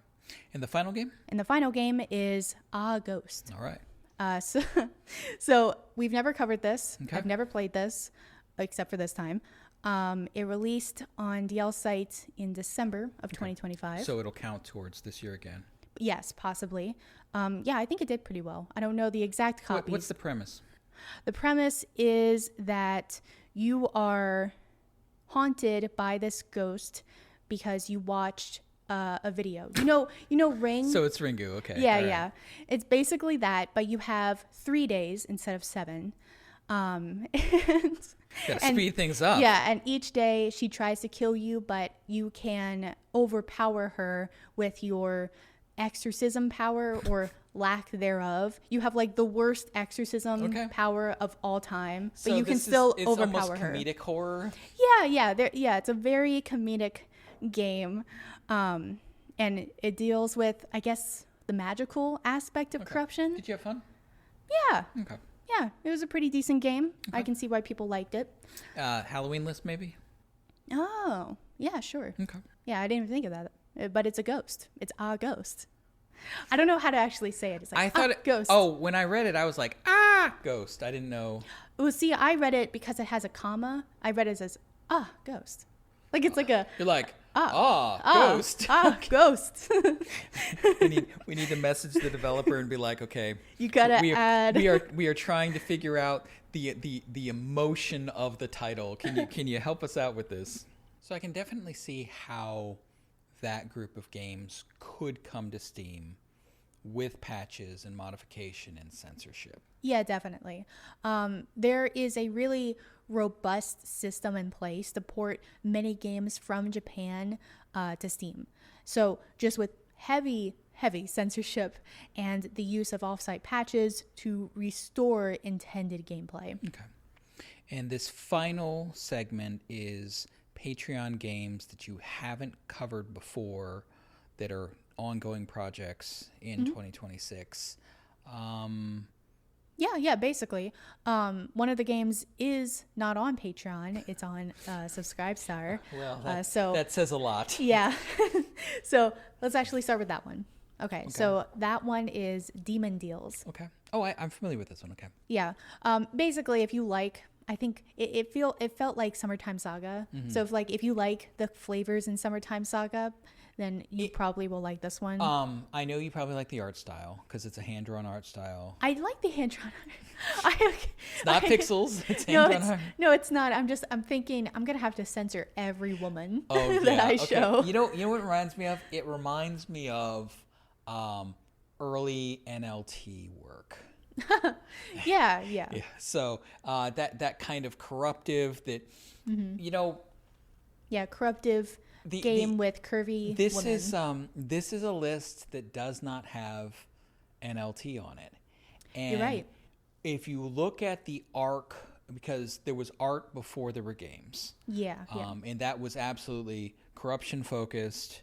And then the early games were corruption focused. But so if you are if you're just an indie project, if you're just a single developer,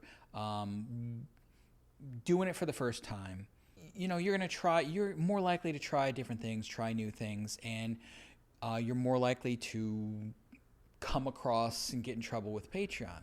NLT, this is a success story for Patreon, Steam, and they were way more prohibited flavors, or dubious flavors, I guess, in earlier games than we have in current games, because the developer has had to modify their game. had to self-censor. So where the games were much more corruption, kind of mind control, not all of them, but there was definitely that focus. Yeah. That has been eroded away from the more recent games. And I think that's probably been hard for older fans of the series. And that's what happens sometimes. I mean, when you have movies, you have trying to get an R rating, you put forward a cut, and sometimes you got to remove things, sometimes you have to add other things, and it's the reality we live in, and it's, you know, when people talk about the chilling effect of censorship, that's part of it. When we self-censor, you self-censor so much. There are entire flavor genres that you just don't talk about because it's just not allowed by Patreon. It's just not allowed by YouTube. And they may be popular and they may have a valid place in the world. We're not making an argument one way or another, but you have to self-censor in the face of that. And, you know, this game probably wouldn't be on Patreon. This game definitely won't be on Steam, but it definitely explores corruption in a more lighthearted way. Yeah, and it doesn't shy away from the flavors that I think Summertime Saga kind of shies away from. Well, so, and that game doesn't really shy away from anything. But I think that this will be popular, and it's not mean. You get a lot of these corruption games which they kind of feel mean spirited. This is not mean spirited in any way. No, this is just a fun. A dude accidentally summons a succubus, and a demon hijinks ensure, you know, it's like ensues. So, yeah. All right. Okay, so our next one is Hero Party Must Fall, and so that one has been long in development since 2021. I was actually going to cover it in 2022 for a video. It was like the new winter Patreons of 2022, but that never released. So one of the many unreleased video projects that you have. So I did play it back in 2022. You're like Prince. There's this whole vault of like unreleased, unfinished videos and ideas, and they're just never going to see the light of day. Really? Yeah. You're like, why am I like Prince? What are you talking about? I can't guitar riff like him. But anyways, so this game you play as an agent of the Demon Lord, so continuing with the demon theme. And so it has that Notori aspect.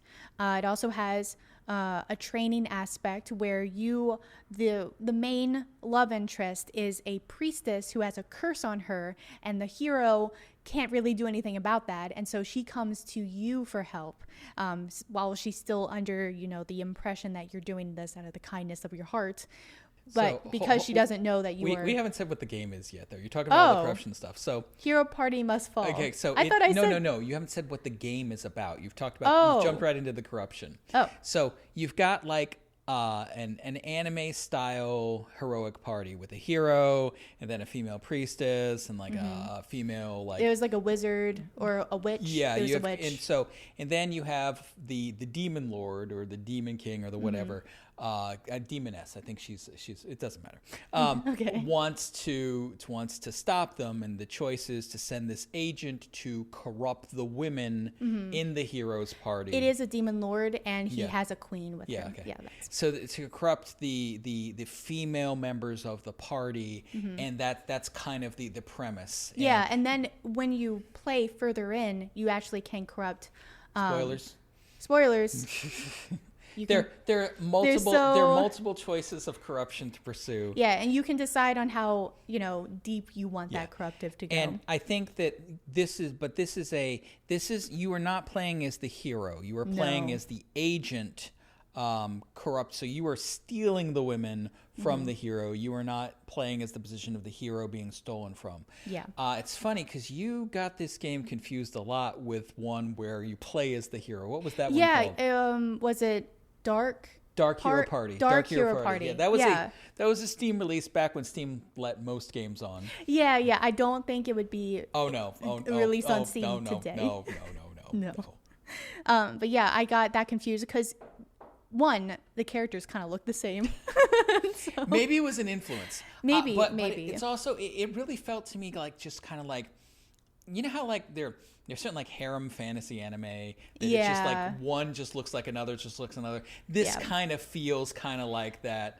So once again, we are drawing from tropes. Our tropes. The art is interesting. The art is rough.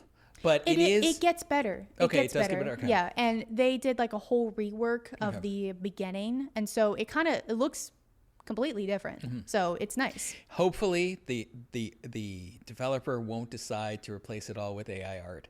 There have been so many games where the developer's like, oh, I'm improving the art, I'm improving the art, I'm improving the art. Hey, I'm going to use a little bit of AI background, and boom, everything's AI. Yeah, so I really hope they don't go that route, because their art, honestly, is pretty unique. So so there's not really a game out there that kind of looks like this. So I almost, what was it from last year's list? Demon Souls?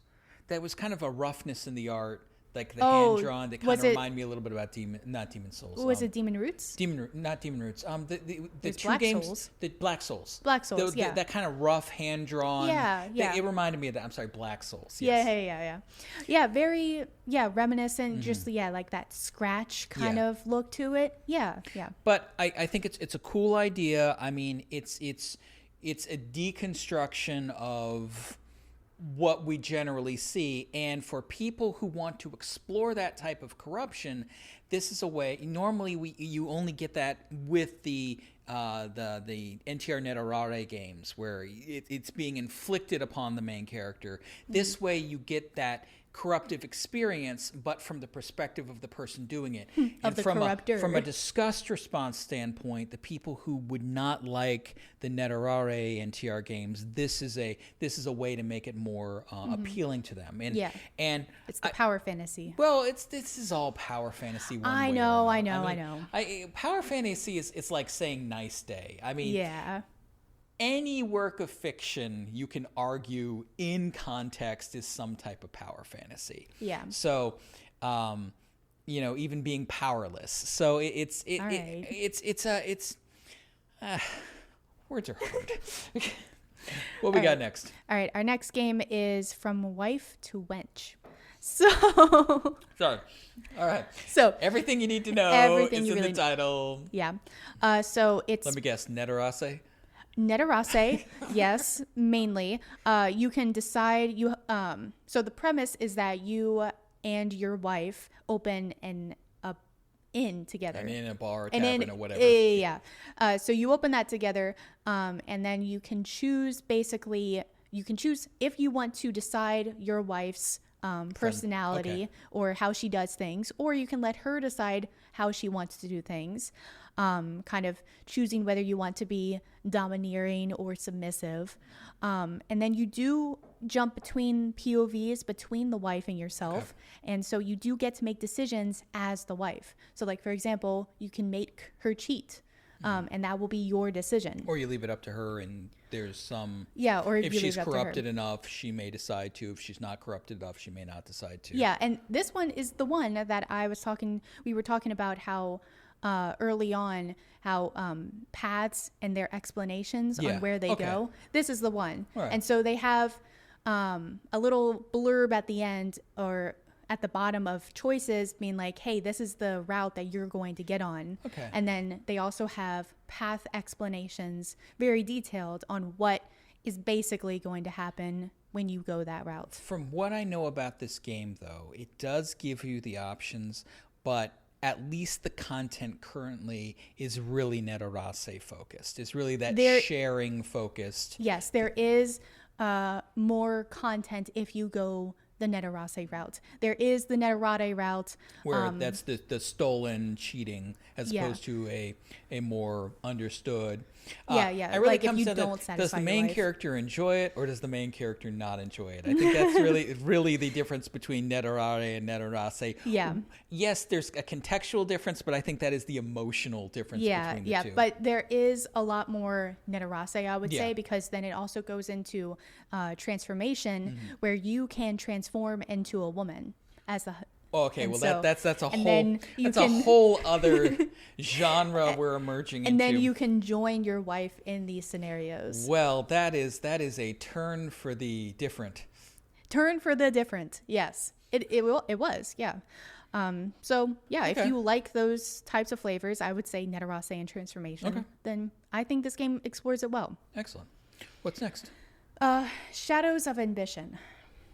So This I is don't think I know. Do I know this one? It's relatively new. It's from 2024, around the rise of the Netherase AI visual novels. Okay. So the next two are going to be like that. Oh man. All right. So we get that whole happy AI complaint in the comments and Yep. So we have two games that explore that. Shadow of Ambition, and then the next one is Moonripple Lake. But anyways, both of them deal with the same kind of flavors, the Netherase flavor, where it's more about the corruption of you and your girlfriend. Okay. And you are okay with your girlfriend doing all these things. And you kind of can see how far you can go with that. So yeah. I wonder what level of overlap there is between the kind of that Netherase sharing corruption and kind of like that emerging kind of free use flavor that we're seeing, because that seems to be one of these flavors that is more prominent now than it was previously. And the premise, I got to be honest, I've never really understood the premise of free use. I've only really played a few games like that. Is it that it's allowed? Is it that it's encouraged? Is it that it's just a different world where this is how people's brains work? It's never, it seems like it's just given and it's never explained why. Yeah, it's kind of like simulation games where it just happens. It just happens. We're just there for the sex. Yeah. And I do think that these games, there may be a tenuous explanation about why for the premise. Why are you sharing your girlfriend all of a sudden? Why were you? Because a lot of these times, just the characters will just jump like head first in, and it begs the question: why wasn't this going on before this point? If it is immediately happening now between this point. I guess it's whatever the opposite of a slow burn is. Yeah. A fast burn, it's just boom, we're there, 0 to 60. There. So, but these AI games, I don't want to come off like, oh, I'm speaking positively about AI art, because I think we have a very good idea about how you feel about it. I think we have a very good idea about how I feel. I mean, I don't hate anything, but you absolutely have a more visceral negative response. I will say this: if we are going to talk about how standard Patreon projects are slow, we would be remiss if we didn't talk about how these AI projects are incredibly fast. Yeah. Because they're not doing the same work. Just as rendering a DAZ game is generally faster than a hand-drawn art game, these AI art games are much faster. That doesn't mean that there isn't work involved. Just like, and I'm not telling the DAZ developers that they're not spending a lot of work rendering. That's not what I'm saying. It's just compared to the things, drawing the thing out by hand takes longer than rendering the same number of scenes, head to head. These AI games are much faster. And if we've established that the people consuming these games don't like the delays, so it makes sense that they're buying these products, because when we look in the comments, you got 100 people complaining about AI, you might have 3 or 4 people supporting it. But if you look at who's buying these games, most humans are buying these games. And I think the thing we miss is, if you look at like your Steam list at the end of the year, you do huge Steam list at the end of the year. There will be this year AI art games at the top of the list. Yeah. Probably for one of the first times ever. Yeah. That doesn't mean, but if you were to look at the very, you don't show the bottom of the list. You show like the top 5% of games or 3% of games, depends on the year. Yeah. So you're really only showing the most popular games, and then you're showing a breakdown within that most popular games. Yeah. If we were to look at the bottom, the true bottom, it's all going to be AI games. So when people are talking about AI slop, it is not fair to put all of you can hate AI and say it's an AI game and I hate it. But there is a difference between a popular, successful AI art game and AI slop. You can still hate both. That's totally cool. I'm just saying that there is a difference, And something like Moonripple Lake and this one, people seem to be consuming, people seem to like, it could be the narrative, it could be the flavor combination, it could be the output. But if we're, once again, we talk about having a real conversation about why things are happening or why we're banning things. So if we want to have a real conversation about why these games are popular, we can't just call them AI slop, because that's obviously not the same thing. You can still hate it because it's AI, but it's not the same thing. Yeah. No, you're right. And and once again, I'm not saying we should have it or anything. I know you're looking at it from a purely mathematical viewpoint, consumer perspective. Yeah. It's like there's something about these games that it's really resonating well. Yeah. And it could be that this is just exploring flavors. I'm talking about free use as it's like this newer thing, or at least more popular now than it used to be, or more prevalent. Maybe this is the tip of the spear of new flavors. Well, I will say that both of these games do kind of go into the flavor really fast, like what you were just saying. Yeah, 0 to 60, boom, do that. But yeah, and so maybe that's what's appealing. People are they're logging on and it's right there, bam. Yeah, as opposed to some gradual progression. They're like, okay, let's get this done. Yeah. So do we have anything to say about Moonripple Lake 2? We kind of bled into that, and I kind of feel bad. Well, because they kind of do it's my fault. So they do kind of deal with the same Netherase kind of flavor. There's, I think, one of the main differences is that there's a magical element explored later on In Moonripple Lake? Yeah. Okay. That deals with like curses and evil beings. But this is the same kind of, situational, emotional corruption as opposed to some type of outside magical or chemical force, correct? Yes. Okay. Yeah, so far. Okay. So we don't know because game's in progress. Shadows of Ambition does deal with a potion. Okay. Later on. Okay. So, but so far, Okay. they do deal with just the Netherase flavors. So I'm sure in the video for this, you're going to jump between the two and everything else. Yeah, yeah. My apologies to the developer of those games. I was not trying to shoehorn your games together. Well, you made this list. You shoehorned these games together. Well, I know because you try to group things thematically. So. Yeah, yeah. And so they're very much one and the same. All right. So what's next?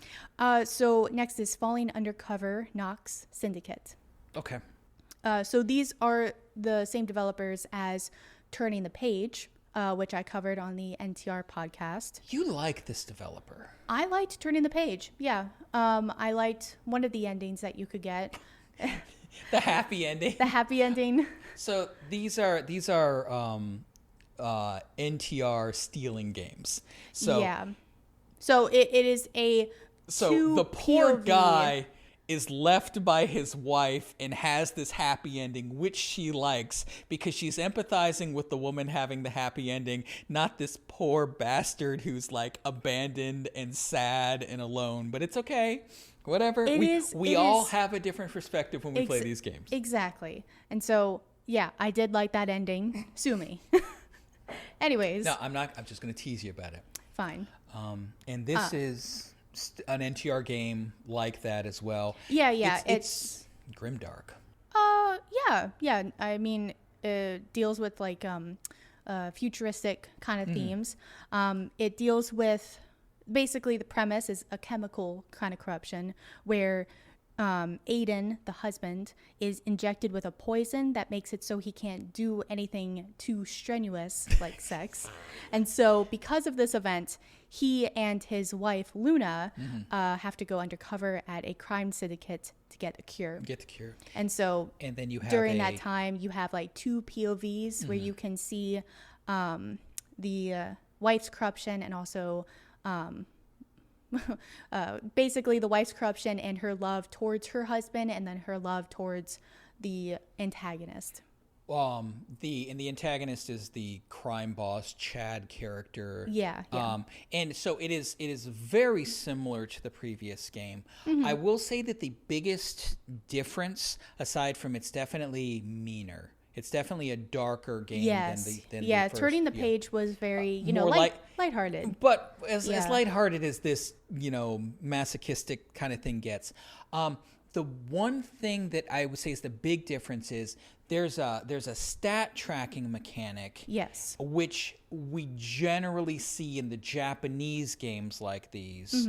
And we don't often see this in the Western games. And I think that given how, we've talked about how voyeuristic this genre seems to be, I think that stat tracking thing would be more popular in the Western games as well, because it gives kind of a temporal continuity about what's going on. You can actually, because if you're looking through it as a narrative, you have the words being spoken, you have the things going on, and you can sort of deduce where has the woman fallen out of love, is the bad guy winning. Even if we know the ending, we don't necessarily know where we are along the journey. With the stats, it kind of gives you a set position, and it gives a more intimate understanding of the woman's progression as well. And you can choose whether or not to see how much of that stat progression. Like you can see all of it, you can see partial, or you can see nothing at all. And so you've got the mystery NTR versus the more standard NTR. Yeah.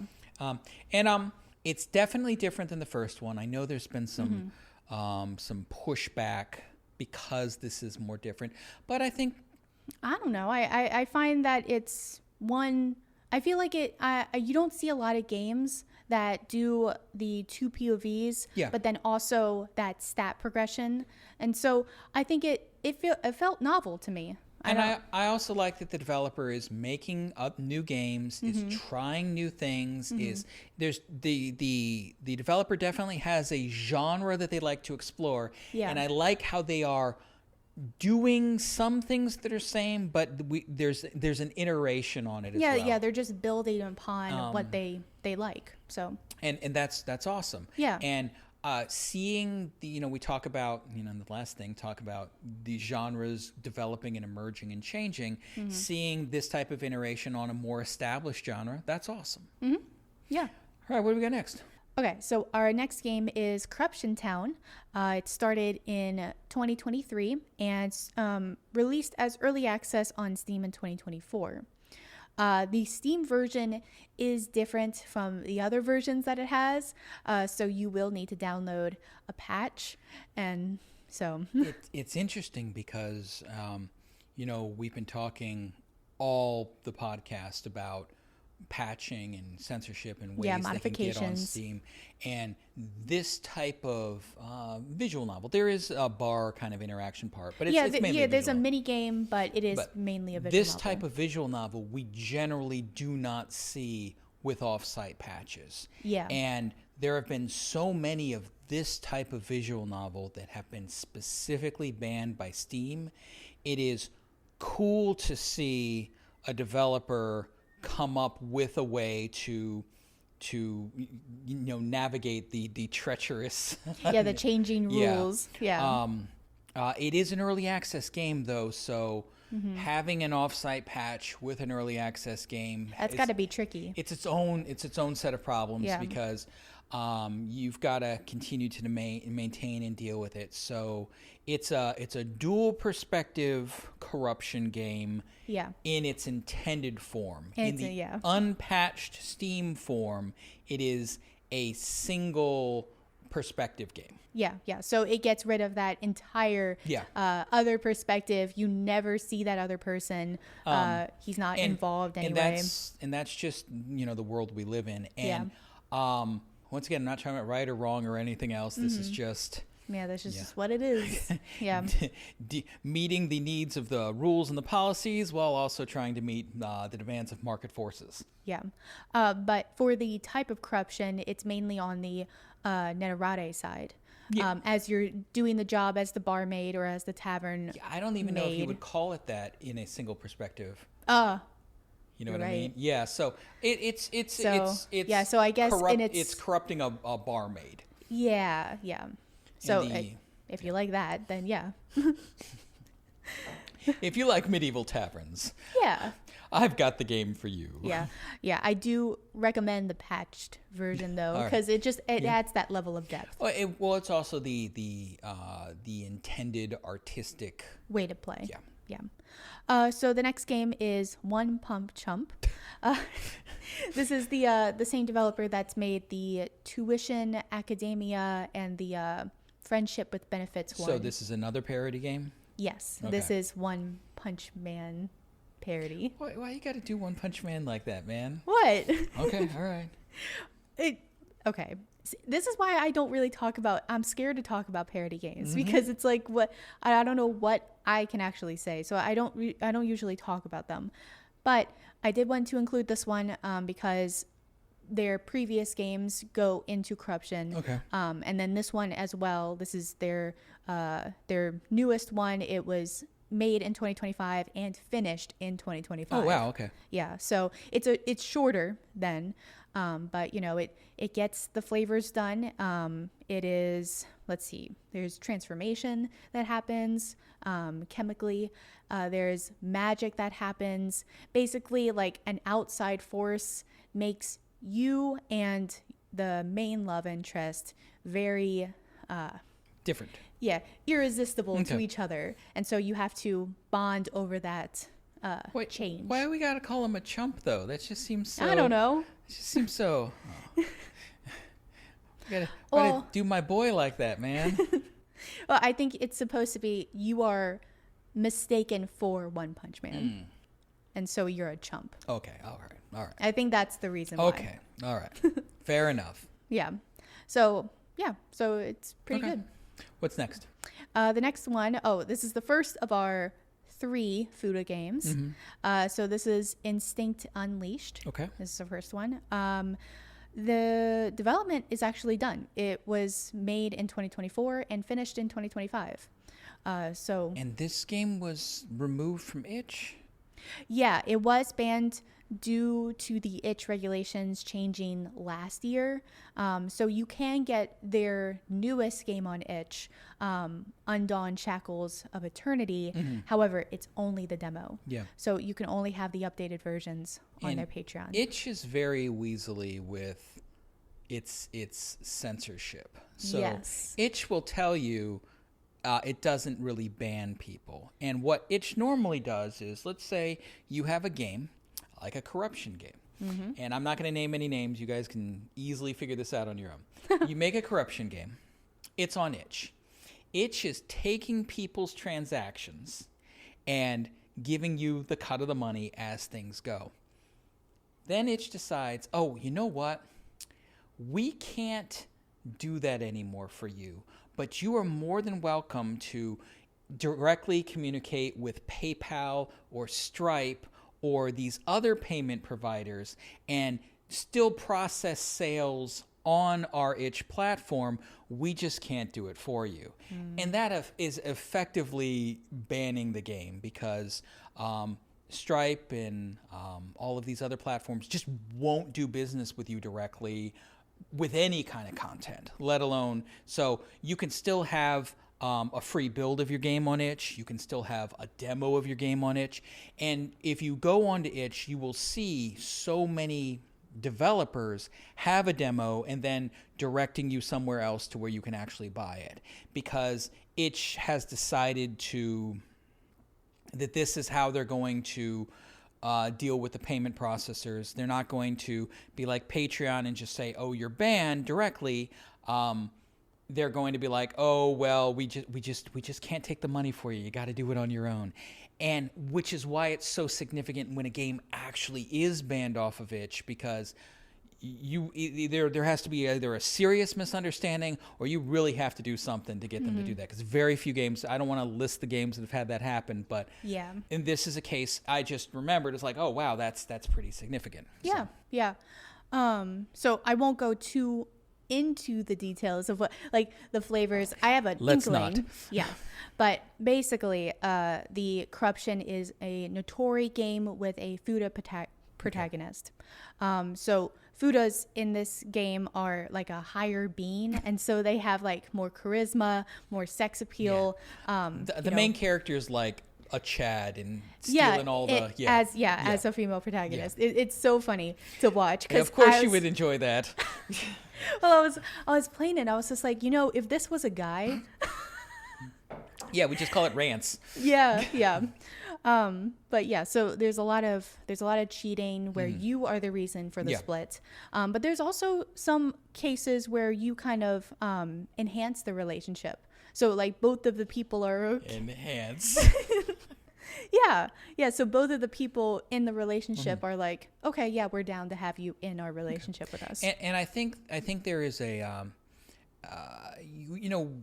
we've talked in previous podcasts about the various cultural and religious kind of origins of Fuda and the Futanari construct from ancient civilizations. So there is definitely a it is a very loaded flavor because there is so much like you take most flavors, like something like cheating. And it's like, okay, cheating has been around, longer than humans and the way we deal with it and everything else, but there isn't a history and a cultural lineage of I don't want to say deification, but ornate constructs involving Fuda, especially from early societies and even prehistorical societies. So there's a lot of baggage along with the Fuda flavor, and it's always tricky to talk about and engage with because it can mean very different things to different people. Is Fuda LGBTQ? Is Fuda exploration of transformation?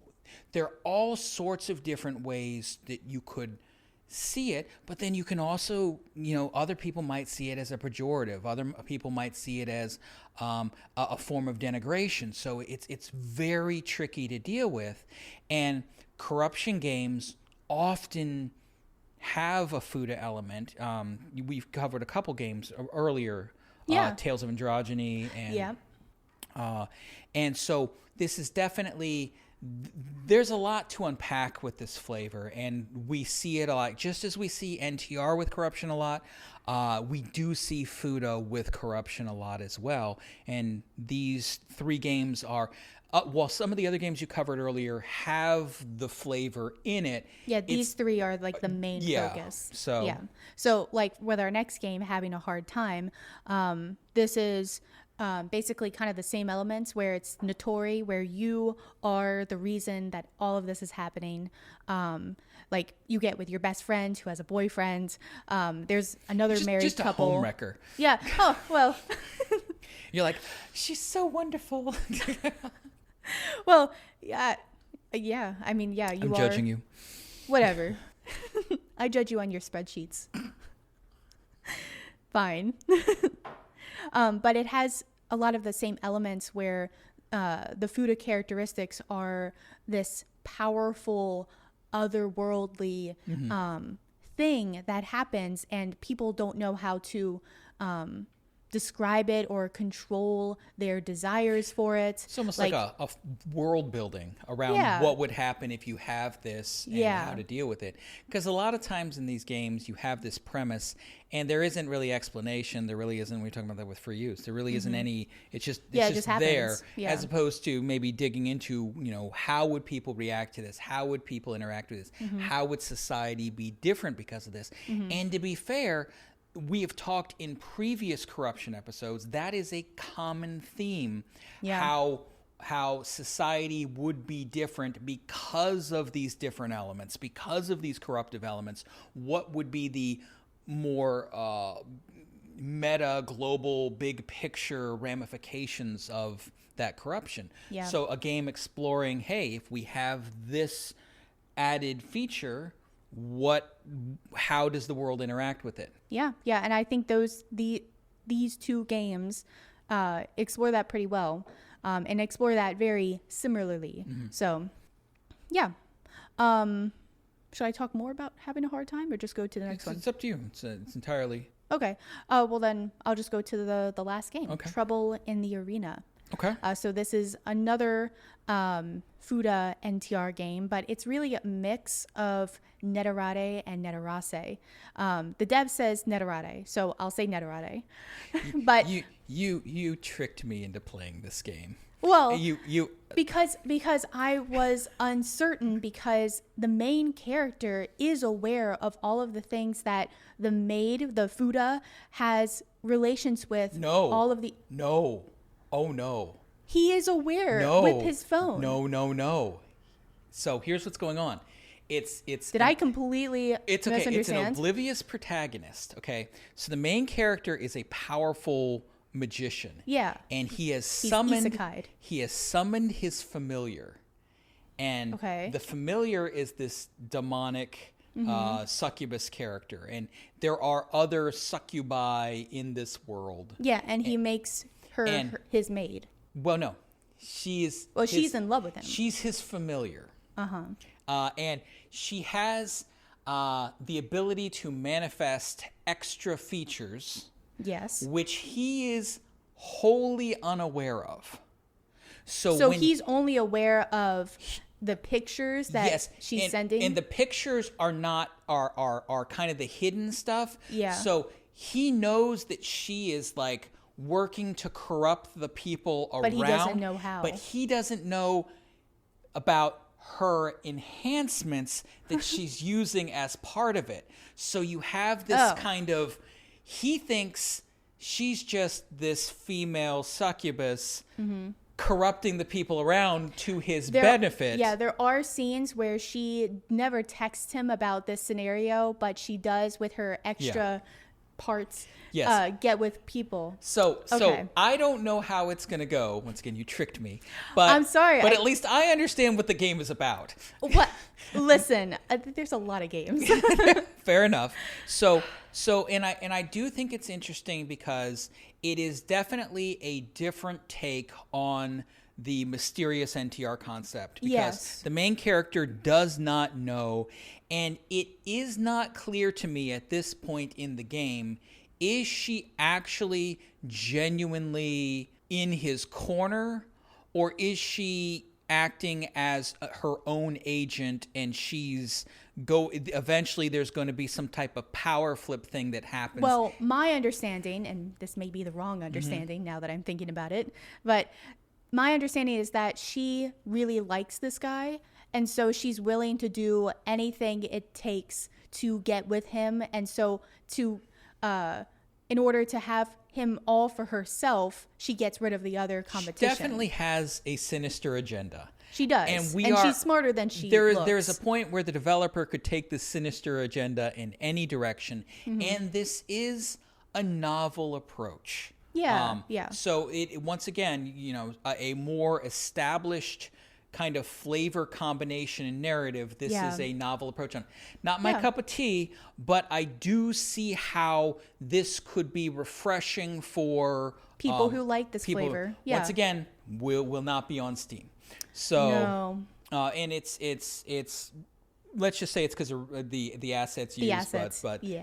it's once again, it's probably a little too anime style for even if the assets were usable. Yeah. But so I mean, it's these new games. They're definitely coming. They're trying new things. They're doing new things. Yeah. Even if some of those existing new flavors. things are AI. So I think that's just the world that we're in right now. And if you were a new developer coming in this space right now, making a corruption game that fits your particular preferences would be a sure win. Unfortunately, it's not clear if you would be able to get on Steam. It's not clear if you would be able to publish on Patreon. It's not clear if you'll even be able to publish on itch. So you can publish on DL Site, but then DL Site has to use Japanese censorship rules, so that's a whole other aspect. The reality is that we live in a world that is much more aware of adult games, and is unfortunately much more suspicious and prone to regulate the adult games. Yeah. And corruption remains one of the most popular flavors in its form, and But one of the most censored. yeah, one of the most censored. Yeah. So, as you can see, corruption can come in many forms and meshes well with many different flavor combinations. It's likely the same reasons that corruption is so popular is also why corruption is so censored, like what we just said. But I do think being able to talk about this openly allows us all to have a better understanding of each other and hopefully a better understanding of what we should and should not allow in a society. That is a hard question, but I think that's, none of us know what should be tolerated in a society, but any decision that we make without actually seeing the evidence, seeing the facts, talking to each other, figuring out what it is that we're really trying to do and really trying to allow and really trying to not allow, without doing any of that, we're just fumbling around in the dark. Yeah, we need to progress. And that means talking openly, communication. That's all we need to do. Well, definitely let us know what your favorite corruption game was, as well as what you think should be on next year's list. I think you're pretty consistently doing this. What originally started as like a flavor of the week corruption with like 10 games on it, it's kind of evolved into, this has been like 2 hours or something. I hate you so much. I don't know if we will do 32 games again. I think, but there is an expectation of, so it really depends on what is out there in 2027. Yeah, maybe 20 games. Well, and this will also be on the list for the Game of the Year awards. Yes. You've now changed the NTR category to corruption. Yep. Which NTR games will still be eligible for. Yeah, I mean, we talked about so many NTR games. I don't think there's an NTR game that doesn't have corruption. No, corruption it goes hand in hand. But now with having harem and corruption and LGBTQ and romance, those are kind of like the four horsemen of the most favorite flavors. Yeah. So I think this will be a much better reflection of what people are enjoying and what people are playing. Yeah. But tell us your favorite games. Tell us what you're most looking forward to, and I'm sure you'll tell us why we're wrong. Aww. Or me. Or me. All right. If you enjoyed this episode, be sure to check out my Patreon and my YouTube channel, Sex Positive Gaming, and I will see you next time.